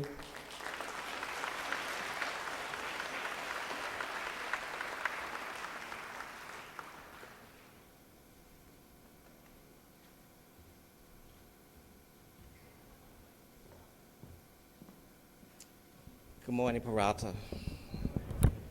Okay, next, please. This was my home for for the first 6.5 years, Sam quitting. My only wish at that time was to get out alive. Next. I did get out in 2009, and when I got out, I was lost. I was uninspired, no dreams, no nothing. Actually, I was just a dead man walking. Next. Parole told me that you're going to be on parole for 5 years, so they slapped a monitor device on my ankles and said, get used to this. They invade my house 2 and 3, 4 times a week, and they said that my name happened to come up randomly. I didn't really believe that. I felt my name was the only one on the list. So I came up here to Solano College because a lot of the inmates said that if you go up there to the college, they would harass you less. So that was my intention, just to come up here to invade the parole officers. I did take the assessment test, and I found that I was 2 English levels below college and 3 math classes below. So a lot of the students and a lot of my friends, they laughed, and they laughed loud. This bench is where I was sitting at lonely because my parole officer had just, 4 or 5 of them just came to harass me like, hey, what you doing, where you at, we want to know where you at. But I'm like, I got a monitor device, you know where I'm at. But I wasn't up there, you know, to do anything. I was just sitting there because they told me they would harass me less. Not true. Next. That bench was right next to this instructor, Dr. McCord, her class. I guess I'm not sure if she saw them harass me or she just saw me lonely, looking like a little dead puppy, and she asked me, what are you doing? I mean, what's wrong? I told her that I came out of prison, I took the assessment test, and my scores are low, and I was too intimidated about going to college. So she told me about her resources that she had. She was going to instruct me to a mentor, a tutor, and a counselor, part of the emoji program, and she wanted me to talk to each and every one of them, especially the counselor. So I went to the counselor, and she gave me an ed plan that said calculus, microeconomics, physics. The name alone scared me. So I like, this lady on drugs, I am not going to do them classes. So, but Dr. Tucker told me, she said, if you're really sincere about changing your life around, listen to Dr. McCoy because she has a lot of activities involved and it will really help you. So I did that. So there was a lot of, Dr. McCoy program had quite a few clubs. And so it was really easy to get influenced and get involved in some of the programs. And I was really proud of some of the guys. We helped created this club called the African American Male Scholars, and we kind of bonded and did a lot of things, and I really appreciate that. Thanks. The club, we got engaged to a lot of community activities and school activities. We kind of took our mind off the parole, but my monitor device made me realize, hey, I'm still parolee. Dr. McCord, every summer, she takes the class tour, the civil rights tour, and the guys, we went on the Trailblazer tour to talk in LA to other African-American male positive men. And she said, well, why don't you ask parole officer, can you come to the civil rights tour and to sometimes to LA? And they said, no, you're not going anywhere but Solano County. Don't even think about it. So I said, Doc, they're not allowing me to go. She said, that's okay. I need your club anyway to go to some of the high schools and talk to some guys and help them pull up their pants and encourage them to come to school. So that's what we did. We went to Vallejo High in Fairfield and talked to some of the high school students and try to help them to take more pride in their appearance and pull up their pants. Next. This was called Pizza Time for us. It was like a little book club, but we really enjoyed this time because it was pizza, basically. It was pizza. But what it was that Dr. McCord always encouraged us to read, get some books, and she said, well, what kind of books did you like? And so we would talk about some of the books that we like, and one of my favorite was Mass Incarceration by Miss Alexandria. When we told her that, the next event, she had a whole case of books of that particular book, and any book that we wanted, she would have those books there for us to read and engage in, and sometimes she would have the authors there themselves to help us with our reading and a nice little chat. Thanks. I liked the emoji program because we were always making paper, headline news, everything. We was always protesting, helping, stopping the bullying, you know, everything. So I really enjoyed that program. It encouraged me a lot to see some of the guys graduate from the Moja program, but she said, but you're not quite ready yet. I say, Doc, I just passed 2 of my math classes, I'm cool. And at that time, my daughter, she was going to Yuba College. She had dropped out, went to San Diego, and she said, Dad, I'm in San Diego, I'm in bar school. I said, bar school? I thought you was in Yuba College. She said, no, I couldn't pass that stupid math class, so I just left class and left school, and I'm in San Diego. I said, oh, no, what stupid class is this? She said, intermediate algebra. I said, well, kid, come on, the bar thing, no, just come back to Fairfield with me, because I'm just going into intermediate algebra, and we can take it together, and hopefully we'll do this, because Dr. McCord, this program has a lot of resources and tutors, and we can do that. Just passed 2 of them, so I feel really good about this. So she did. My youngest daughter came with me to some of the classes, and we ended up passing.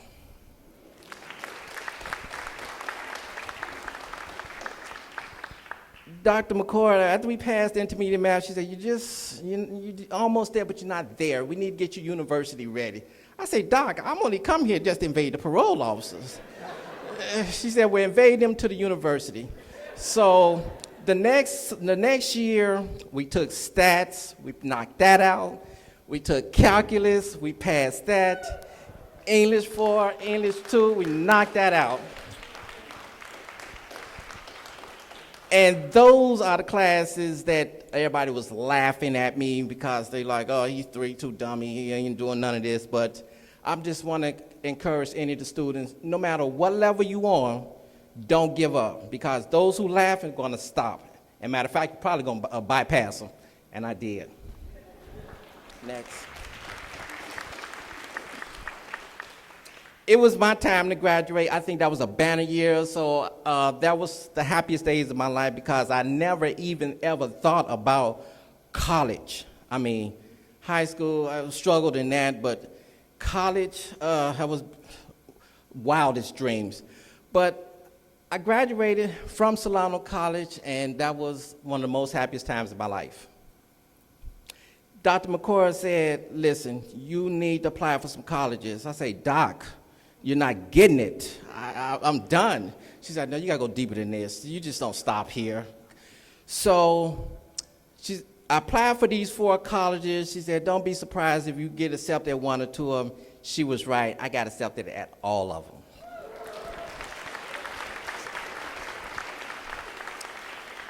And my daughter, she got excited. She's like, well, will they accept me too? I said, I don't see why not. Applied to them. And she got accepted at quite a few of them too. So this was a dream come true to us. This was like the best, this is like a banner year for me. I have 5 daughters. My oldest daughter's to the right, in the middle. My family, it was like hitting a lottery. Now my wife loves me, she wanna come back, you know. The kids, you know, they want to claim me as daddy, and those who have kids want me to take care of them, and those who didn't have kids want me to pay their cell phone bill. So I'm not sure all this was all that cool, and on top of that, child support coming for me now. So I'm like, oh, it's okay. I'll live with it.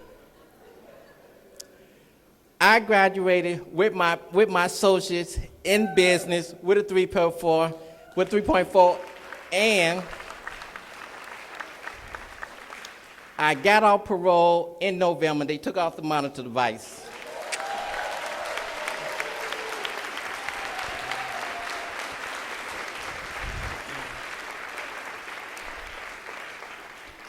And parole really wasn't all that excited. And because that means that if I wanted to go to a university, I had to go outside of Solano, except for Davis, and I didn't want to go to Davis because they didn't have the program that I wanted. So they really wasn't enthused letting me cross the bridge. They just didn't feel comfortable about that. But one thing I do like, once you got your education, they can't stop you.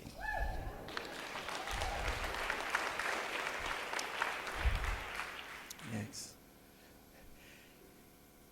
This program I accept San Francisco State because of the fact that this particular program geared towards ex-felons and parolees.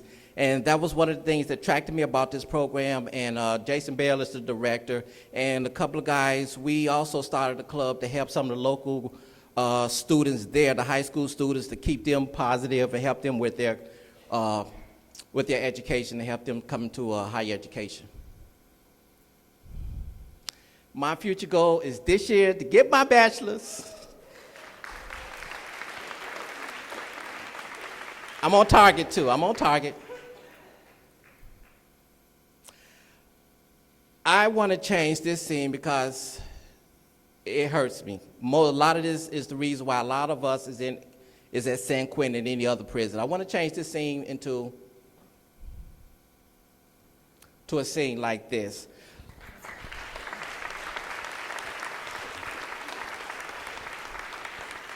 In prison taught me there's way too many, especially African-American men in there. We need to do something about it. Solano has 2 prison systems there, and it hurts me when I know that a lot of the guys was dropping out and they were not going to college. So I would like to get involved in programs and activities that's going to result to brothers continuing their education and not going into prison. Like Dr. McCoy said, not everybody's going to appreciate you and going to inspire you, and that is so true. But she said you got to do things, you got to pick up some, look at some, whatever that's going to inspire you. So these are some of the 4 quotes that inspired me the most to continue my education. If it's not important to you, you will find a way. If not, you will find an excuse. My education is important to me. I would not compromise it or take anything that's in the way of it. I love Malcolm X. Without education, you're not going anywhere in this world, and I truly believe that. I believe if a system has any parolees coming out to reconstruct their lives into a positive manner, I do believe that education needs to be one of the primary tools that they need to focus if they want to make a positive difference in the community and to their life. I love Mr. Mandela when he said, we all fall, but the thing is rising every time we fall.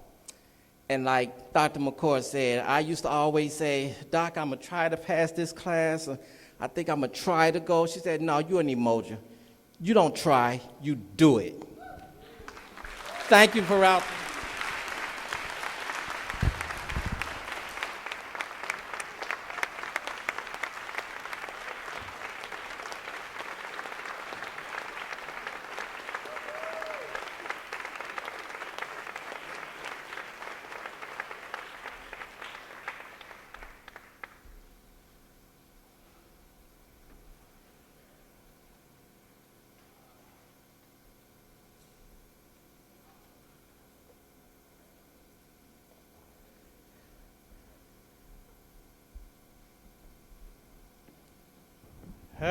You can see why.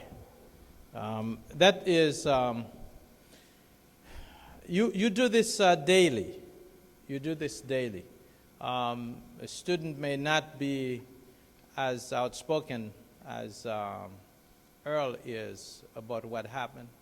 You may not know, you may not hear it, but daily, this is what you are doing. And I think that as the council member said, it depends on what we want to breathe on these students. Breathing hope is what the professors at Solano did for Earl. And I know that you do that, and you'll continue to do that in the coming year. Could I give them a break, Miriam? People have taken their own breaks? Uh-huh. And we're just setting it up, and I would love to invite up our DSPS coordinators and maybe alternate media specialists in anticipation to our keynote, Gaeir Dietrich, who comes from the Chancellor's Office. It's for technology, it's for accessibility. This is an idea that's come up through the campuses as something that we need to learn about, that we want to grow with. And come on up. And Gaeir also, come on up.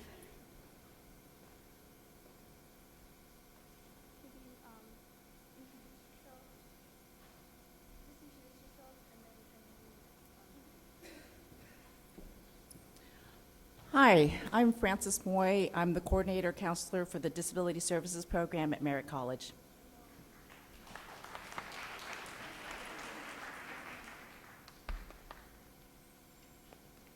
I'm Dr. Wendy Franklin. I am the counselor coordinator at Berkeley City College.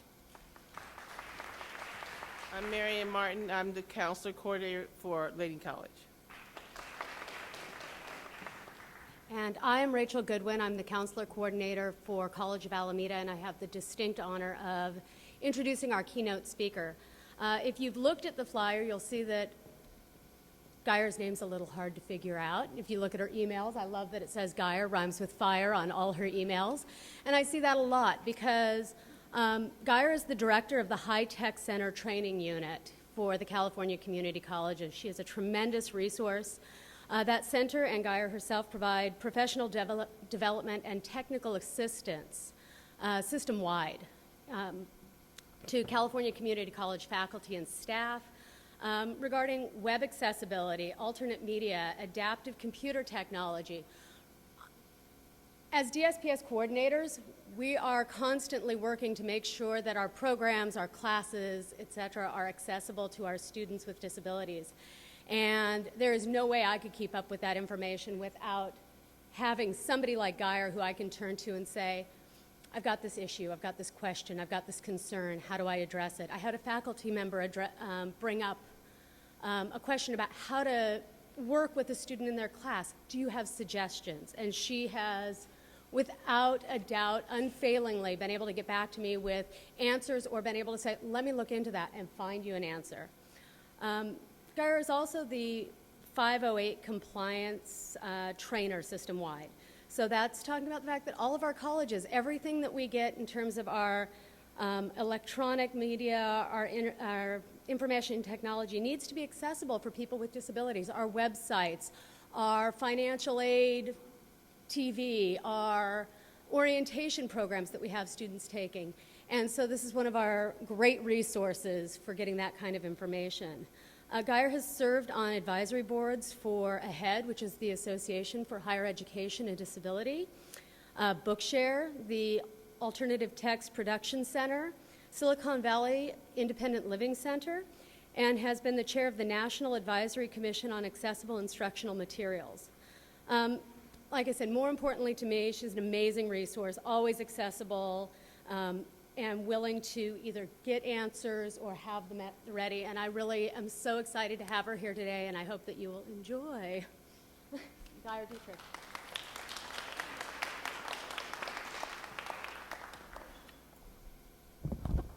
Thank you, and I'd like to, before they leave the stage, get a chance to introduce Roberto to you.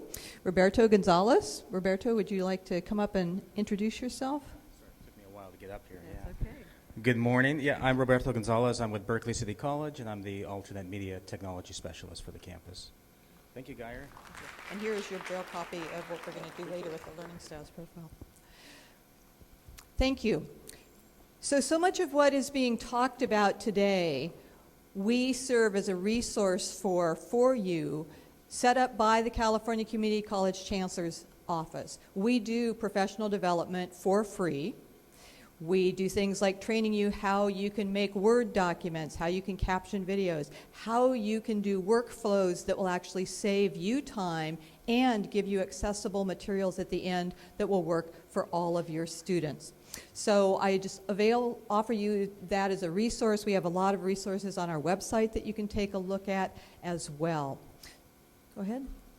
So what I want to talk to you about today is how you can sort of reframe your thinking in such a way that you're teaching and you're making available materials that will work better for all of your students. My background in training is in working with individuals who are blind and visually impaired. But the thing is, there are ways of developing things that by doing it for the people who need the most assistance, it actually works better for a lot of people. One of the interesting statistics is that they found that of the individuals who are in prisons, the vast majority of them, something like 80%, have learning disabilities that were undiagnosed. So what does that mean? That means that if things were done in a way that was more universal, that it could have reached those people, maybe they would not have ended up failing in the first place. So that's the promise of what I want to talk to you about today. So this idea of universal design, it originally came out of architecture, and it came out of North Carolina State University, Ron Mace. He basically said that the idea is to develop products and design environments that are usable to the widest range of people. In other words, we're expanding that bell curve so that the middle is wider, and we don't have as many people stuck out on the edges. We're making it so more people can use things just straight out of the box. So, what does this mean? It means that if you design things for people with special needs, it will work better for all of us. T.V. Rahman, who's one of the leads in the developing IT field of universal design, he's blind, he works at Google. He said that there are times when all of us are functionally blind and functionally deaf. He gave an example. If you're driving, you should not, by the way, I hope this is not news to anybody, you should not be texting. You're functionally blind to your phone at that moment in time, which is where having text-to-speech turned on makes a big difference. Having speech-to-text turned on makes a big difference. Some of these tools that were originally designed for individuals with disabilities can be very useful to all of us. He said there's times that we're functionally deaf. Anyone who's in a noisy environment is going to have a difficult time hearing. Canada did a study a number of years ago when they changed from having the set-top boxes that were used to open their closed captions so that you could see them, and they actually built it into the television sets. And they wanted to see, does this mean now that more of our individuals who are deaf and hard of hearing are going to be using captions? So they did a study, and they found something that really surprised them.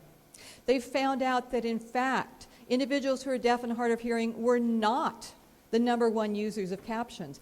In fact, they barely made the top 10. Anybody want to guess number one users of captions in Canada? Good guess, but no, not seniors. Parents, that's close. That's close. Couples in the bedroom when one wants to sleep and the other one wants to continue watching TV. Number one users of captions. Number two, sports bars, gyms, airports. That was the top 4. English as a second language speakers, they were, I think, within the top 15. It's a perfect example of what we're talking about with universal design. By designing something that's usable by all of us under different conditions, it really expands our ability to be in the world. So, have a little graphic up here. We've got curb cuts. We've got a gentleman who's in a scooter. We've got a woman pushing a wheelchair. And I have to tell you that if you sit out and watch a curb cut and watch a ramp, you will find that it's not the individuals who are in wheelchairs who are primarily using them. It's all of the rest of us. I have seen people, perfectly able-bodied people, go out of their way to miss the curb and go down the curb cut. We just seem to do that, all of us. And it makes all of our lives easier. If you're pushing a shopping cart, you definitely want that curb cut. So, how does this apply to learning? There's a whole school of thought called Universal Design for Learning that takes this concept of developing and producing things in such a way that they're usable by the majority of the people, and they're applying it specifically to education. So, what are these principles? You present your content and information in different ways. So if you've always just lectured, think about maybe there's some other ways that I can introduce information. Maybe I can use some graphic organizers. Maybe I can do some videos. Maybe I can do some school projects. Look at some options of other ways to communicate the information. Provide multiple means for your students to express what they know. Maybe there's something other than just the blue book and the pencil and paper that can be done. Maybe there's a project that can be done. Maybe there are group discussions that could be done. Maybe there's other ways that students can actually show what they know. And then provide multiple means to engage the learners. I loved how the gentleman, Earl, who spoke before me, was talking about, somebody who actually brought in the books and really engaged people, and with pizza. Hey, I am a great proponent of pizza and brownies. You open more doors with pizza and brownies than anything else in this world. So the magic here, when you're designing with others in mind, it actually expands your own perception of reality. This, to me, as a faculty member, is where the real payoff comes. I have worked almost since before there was dirt with people who are blind. The reason that I continue to work in this field and it continues to fascinate me is because every day when I have to interact with someone who's blind, it makes me question my perceptions and my reality. And I have to look at things in a different way in order to understand what their perceptual reality is. Imagine a perceptual reality where you cannot see, or you cannot hear, or you cannot get up out of a wheelchair and reach something that's on a higher shelf. Life is different for you. The world interacts with you differently. Your filters and your perceptions are different, and that's true for every single one of us. So, people who have different abilities actually experience the world in a different way, and there's a lot there that we can learn. So, let me give you some examples of what this expanded perspective looks like. When I was taking my training to be something that's called an orientation and mobility specialist, which is a person who actually teaches someone who's blind how to use a cane or how to work with a dog. People actually have to teach, how do people do this? How do you use that cane to get around in your environment? There's a lot of skill involved with that. One of our instructors told us a story. She had been in a school and she was working with a preschooler, and this poor little guy, he'd come into the classroom in the preschool, and he'd get, he'd have to go to his cubby, and he'd have to put away his lunch and his mat, that they lie down on and at recess or at their nap time and all these different things, and then he'd have to get from there to circle time, and he kept getting totally lost, and he was so confused. So the orientation mobility specialist came in to help this little guy. And the teacher in the classroom said, I don't know what to do. I just don't know what to do. I don't know how to help him because I can't figure out what's going on. So the orientation and mobility specialist did something that is so simple and so brilliant, and I encourage you to do this with all of your students. She asked him why. What was the problem? How come he was struggling? And he said, I don't know. He said, I just can't figure out where things are. It just is so confusing. And she said, okay, well, let's start with the basics. How many walls are in this room? And he said, I don't know. Remember, this is someone who can't see, who has never seen. How many walls are in this room? Not every room has 4 walls. All of you who've cited have had experiences of being in rooms that have more than 4 walls. So they started there. She said, okay, well, how many walls are in your room at home? And he said 4. She said, well, I'm going to let you know that most rooms, not all, but most rooms do have 4 walls. So let's start with that. Once they had that basic information, they were able to go from there. And then they were able to develop an understanding of the next step. So often we forget to look at what is maybe that one basic thing that our students are not understanding that's preventing everything from working right. I was working on a math problem with my niece, and this was when she was about 5. She was struggling with odd and even. She was not getting it right all the time. You got a 50-50 chance. So, so your odds are pretty good on that one.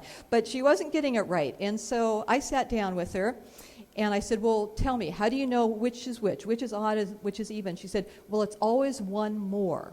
I said, that's good. That's right. Every other one, that's exactly right. So she'd gotten that concept. And then I said, and how do you know where to start? And she said, I don't know. She was missing a foundational piece of information. And so often when students are struggling, that's what's happening. There's a foundational piece of information that you need to engage them in discussion to find out what is their process, what are they doing, that are so different that they are going to have a different perceptual reality. And remember, that's always the perceptual reality they see the whole world from. So how can this actually be something that can benefit us all in society? I'm going to go back to T.V. Raman again, who again is a blind engineer at Google. And they came to him when they were trying to figure out this issue of touch screens. Touch screens are inherently inaccessible for someone who's blind. There's nothing to feel. There's no way to tell where you are in your environment. And T.V. Raman said, we are trying to solve the wrong problem. He said, you're trying to figure out how to get someone's finger to touch a specific place on the screen. That's not going to happen. He said, we need to reframe the problem. We need to say, how do we move that icon to the person's finger? That is brilliant out-of-the-box thinking. That is the kind of different perspective that I'm offering for you to engage. From that simple statement, now we have touchscreens that are completely accessible. It doesn't matter where you start. He said, wherever you start, make it the middle. It's close enough. Make that the middle. Move the icons under the finger. So, I want to talk to you about learning styles. We've passed out a document to all of you that is a learning styles profile. Hopefully, you guys up at the top, you got it too? Yay, okay, excellent. And they also had pens and pencils to pass out if anybody needs something to write with. What a learning styles profile does is it shows you how you learn. Now, this is a really interesting thing because we may not realize our own perceptual filters. This is why I love working with people with disabilities, because it shows me my perceptual filters. We can have perceptual filters that we're completely unaware of. We're just sure of what's comfortable for us and what works for us. And we often teach either the way that we were taught or the way that we learn best. So both as faculty members and also those of you who are staff, who are especially working at counters where you're interacting with people, you really need to have an understanding of what your perceptual bias is so that you can help to meet the other person where they are. So, I think many of you have already started doing it. I'm going to allow a couple minutes for those of you who haven't yet. Go ahead and read through the questions. You want to choose the best answer for you. There's a scale of 1 to 5, kind of your standard Likert type scale. Just do your best guess. If you're not sure, just say, well, you know, what do I think maybe it could be? That will be good enough. Once you've gone through all the questions, there's a box on each line where you're going to be putting the number for that question. Add up the columns, and then once you've added up all the columns, flip it over to the back and enter your information on the back. And you'll see that there will be 4 different learning styles that this reflects.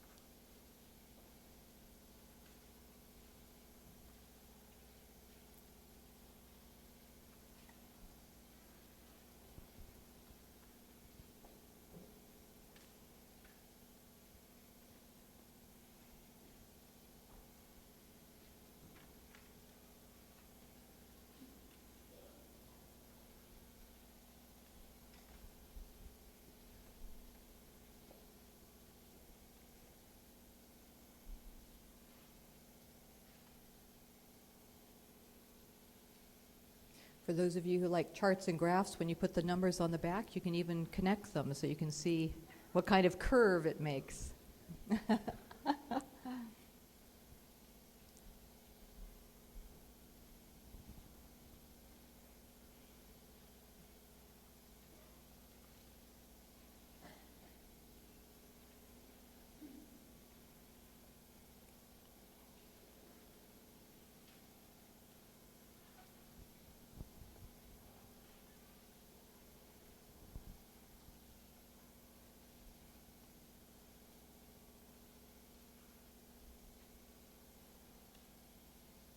And while you're doing this, let me ask just with a show of hands, how many of you have actually taken a learning styles profile of any kind before?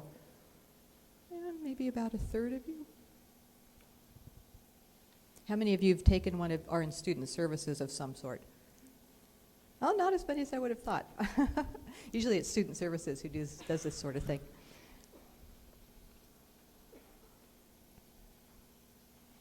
Okay. Whoever my magic slide pusher is, wherever you are. So I really like this learning styles profile because it's broken down with a little more granularity than some of the ones that I've seen. Often learning styles profiles just break out visual, auditory, and kinesthetic. This one actually breaks out visual graphic, charts, graphs, maps, that sort of thing, versus visual written, which is more straight text. They're actually really different, and I found that they don't always correlate. Sometimes you can have someone who scores really high on visual written and actually really low on visual graphic, or vice versa. So it's good to have an understanding of that. So actually, I'm sorry, go back to the previous slide. So let me get a show of hands in here. Just your top one, just whichever one was the top one. How many had as their top one visual graphic? And look around, because these are your colleagues. So you've got a few people. These are your people who you hand them a map or you hand them a chart and they can pretty much really quickly figure out what's going on with that. How about visual written? Quite a few folks, strong visual written. Auditory? Well, welcome to the club. We had one person. Didn't have anybody upstairs. It's not unusual to have very few people who are strong auditory. That's why few of us can actually play music by ear. We're not really very auditory. How about kinesthetic? Strong kinesthetic. And I had a lot of people not raise your hands. So do I have a lot of people who are tied with a couple of them? A lot of people who are tied? Couple? Yeah. There's an interesting thing with this. Some folks I've had people who are tied with all four straight across. And the interesting thing about that is you have a lot of flexibility about how you interact with things, but you don't have a really strong go-to modality to lean on either. So people who have a strong, like for me, mine strongest are visual graphic and kinesthetic. And so if I'm struggling with something, I know if I just make a chart, if I just make a graph of it, I got it. I got it. That's all I need to understand it. I'm really low auditory, so I know what that means is I really don't like talking on the phone. I love texting. Texting is great. But talking on the phone, I'm not auditory. I miss things. I know I'm missing things. I miss the subtleties of it. So what I'd like us to just take a couple minutes and do is just with a few people right around you, most of you are in 2s or 3s, just talk about what you found and how you see that implication is for you. What are you noticing? It's like, oh gosh, I'm strong visual written, and what does that mean? Or I'm strong kinesthetic, what does that mean? Let's have just a few minutes of conversation around that, please.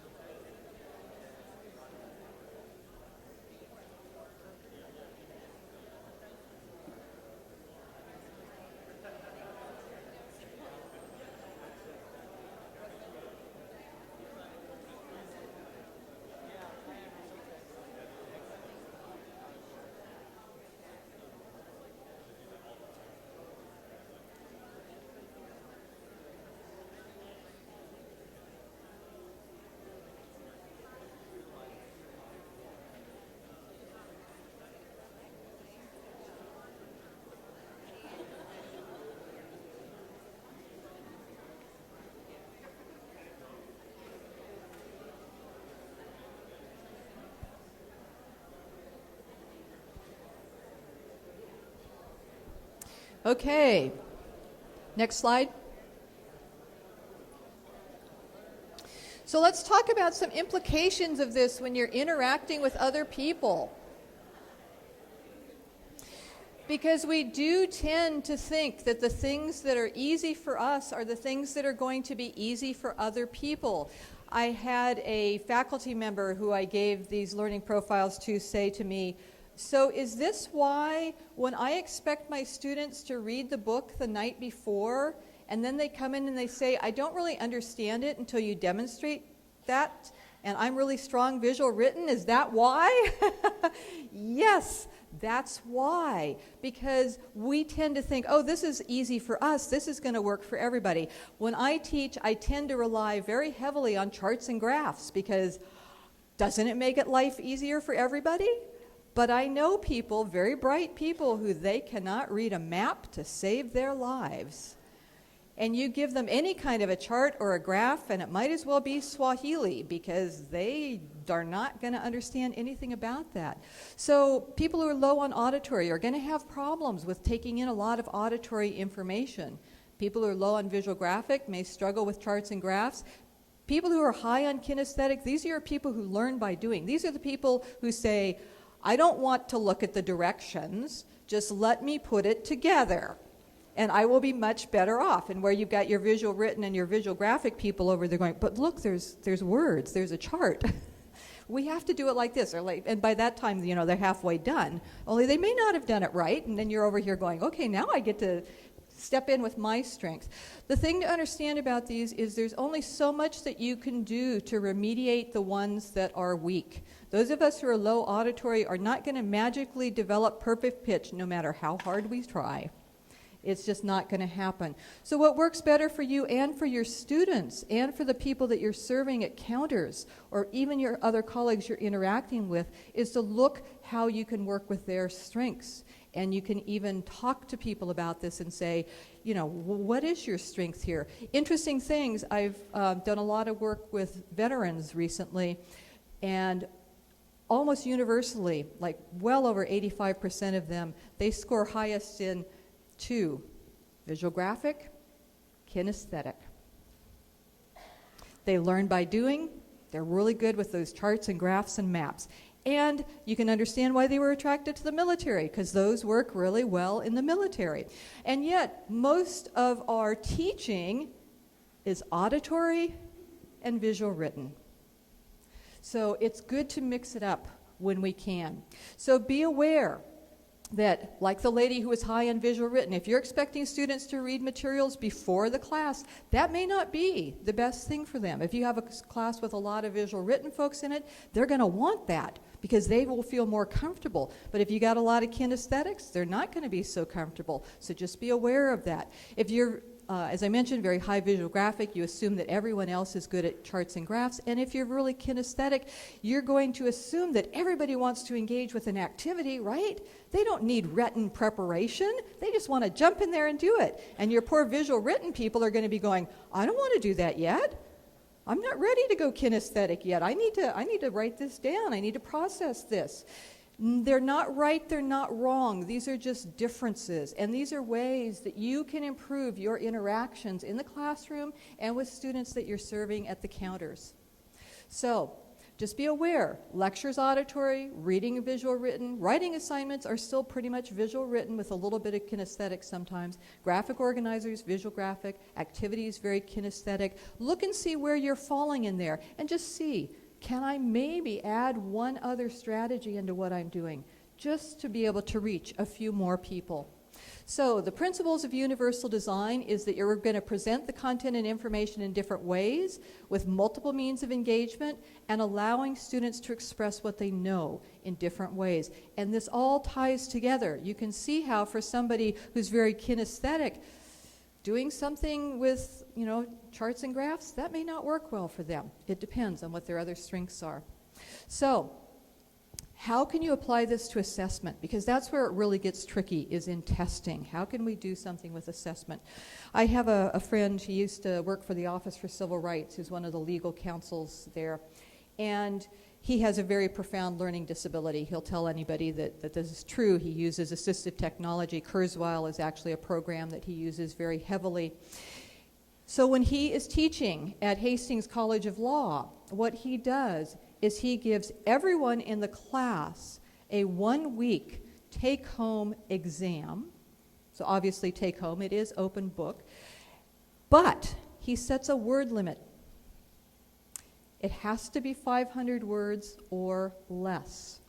So this is a parallel with the real world of law, where people have to review cases, study cases quickly, and then write small synopsis of what they have processed and what they have understood. So he was looking for a way that he could do something that was universal and also reflected what people would need in the real world. He said he never has to provide accommodations for students. They don't need extra time. They've got a week. They can use whatever technology they want. It's completely open-ended. Now, I'm not saying that's going to work for everybody. Obviously, if you're in a chemistry lab, that's probably not going to work so well for you. But there may be ways that you can adopt a strategy like that and think about, okay, in my field, whatever it might be, is there a way that I can find a real-world parallel? Because that's something our students are always asking for. Show me how this relates to the real world. Not just at school, but in the real world. So that's another opportunity for you to look and find those places. And the interesting thing about looking at learning styles and communicating in these different ways is that it also works well for those individuals who do have perceptual issues. So if you're communicating to someone who is not a strong visual learner, is a more strong auditory learner, you're also communicating well for somebody who's blind. If you're communicating well for someone who is a strong visual learner, you may also be communicating well for someone who's deaf.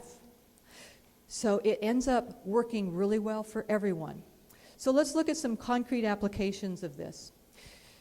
For strong visual learners, speak looking directly at the person. Somebody who's strong visually is going to want to take in that visual perception, not just of what they're hearing, not just the sound. They're going to take in more information by seeing you, by seeing your face. Build in pauses. People who are strong visual and not as strong auditory, they need some pauses in there because they got to process this. Sometimes they will actually visualize what you're saying in their heads, and that takes some time. So they have to have some time to do that. So put in some pauses there. Use gestures. Point at what you're talking about.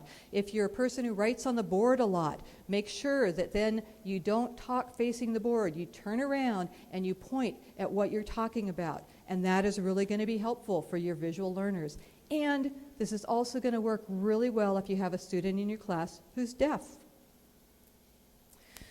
For strong auditory learners, people who take in sound really well, make sure that you're giving them concrete, specific information. Just excise from your vocabulary this, that, here, there, and the dreaded thing.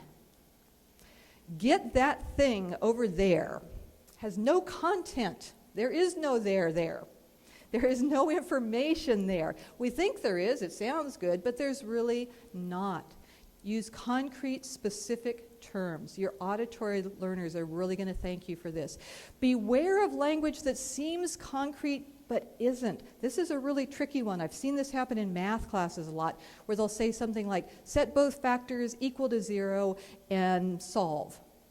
What factors? Where are we? Where are you talking about? I've had math teachers who would spend the entire time writing, turn around and say, any questions? Nope. Okay, erase, erase, erase, and go on to the next one. Well, that's going to be okay maybe for your visual written students, but for the rest of us, we're in deep trouble by that time. And by the way, all these strategies are also going to help if you ever have a student who's blind or visually impaired. Your kinesthetic learners, these are the people that want you to walk them through the steps. This is where so many of your veterans struggle, because somebody will say to them, okay, you got to go over there and you got to do this thing and you got to stand in this line, and by that time they're lost. You need to literally take them and say, okay, we're going to walk over to the counter here for the financial aid, and now we're going to go over to here and I'll help you fill out the form. And you actually need to walk them through the steps.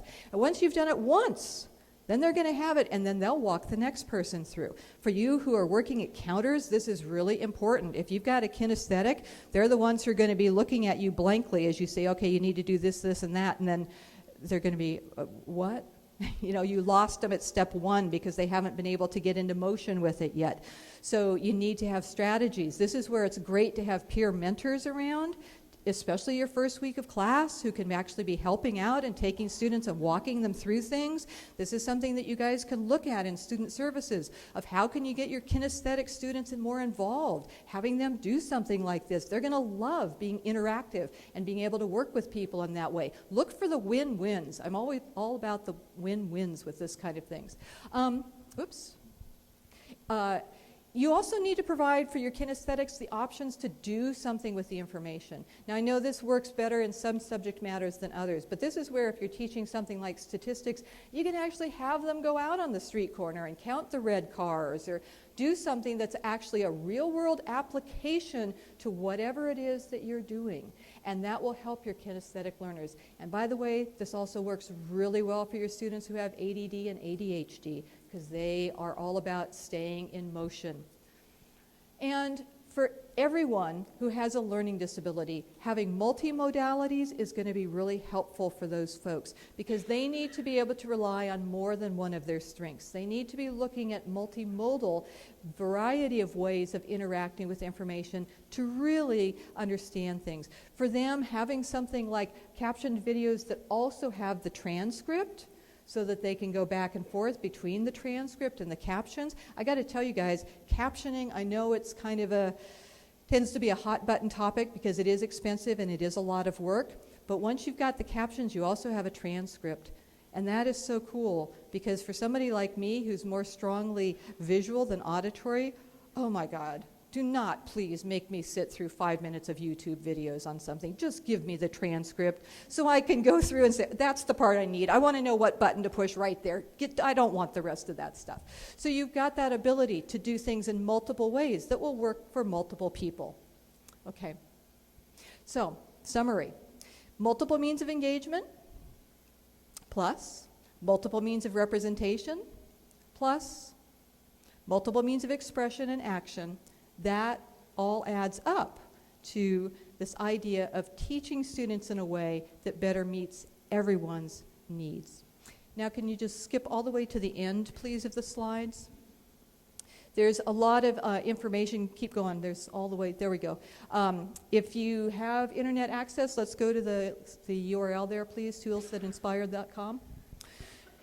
This presentation, I have sent it electronically to Miriam, and she can send it to any of you who would like that. If you would like to have those additional information there on the universal design, lots of great websites, lots of people doing some wonderful work in this area. I also want to make sure that everybody is aware of the Sidekick website, toolsthatinspire.com.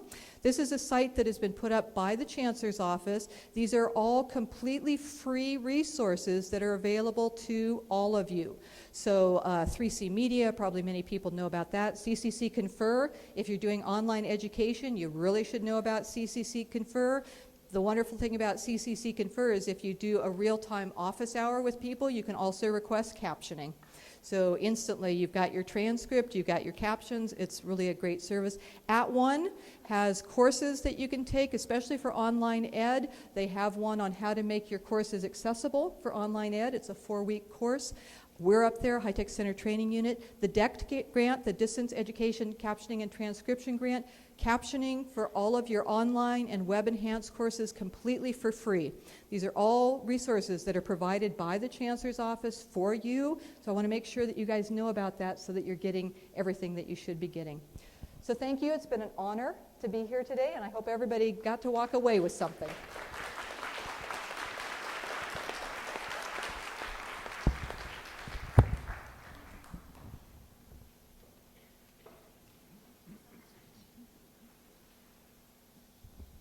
Thank you so much for coming and for sharing your information and for being available. One comment, yes.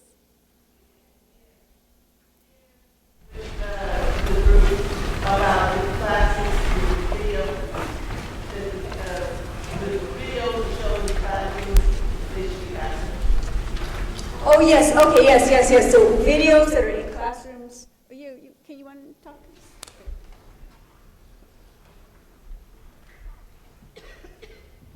I promised Miriam I wasn't going to beat anybody over the head with the laws today, but yes, under state law, any video that's used in a classroom should be captioned. However, there are some caveats with that. If it's something that you're only using once and you're not archiving it and you're just using it in that small class situation, then you can go ahead and use it. But if it's something that you're planning on including permanently as part of your course, then you can show it that first time without captions, but then after that, you do need to have it captioned. And I'm sorry, but the YouTube auto captions, no. Those are not sufficient for actual captions. They're really more auto transcriptions, and they're actually not even necessarily all that good at that. But real captions don't just include what's being spoken, they also include sound information. So if you imagine a couple in the living room and there's a fight, argument going on, and then somebody goes off screen, and now the hearing audience hears doors slam and tire squeals and this sort of thing. But your deaf audience, all they know is somebody left the screen. So just transcribing what's said is actually not sufficient for captions. It's a little bit more involved with that. And I think I'm doing online accessible education at 3:15, right? So I will talk more about captioning at that point, as well as how to create accessible documents in such a way that it saves you time and energy.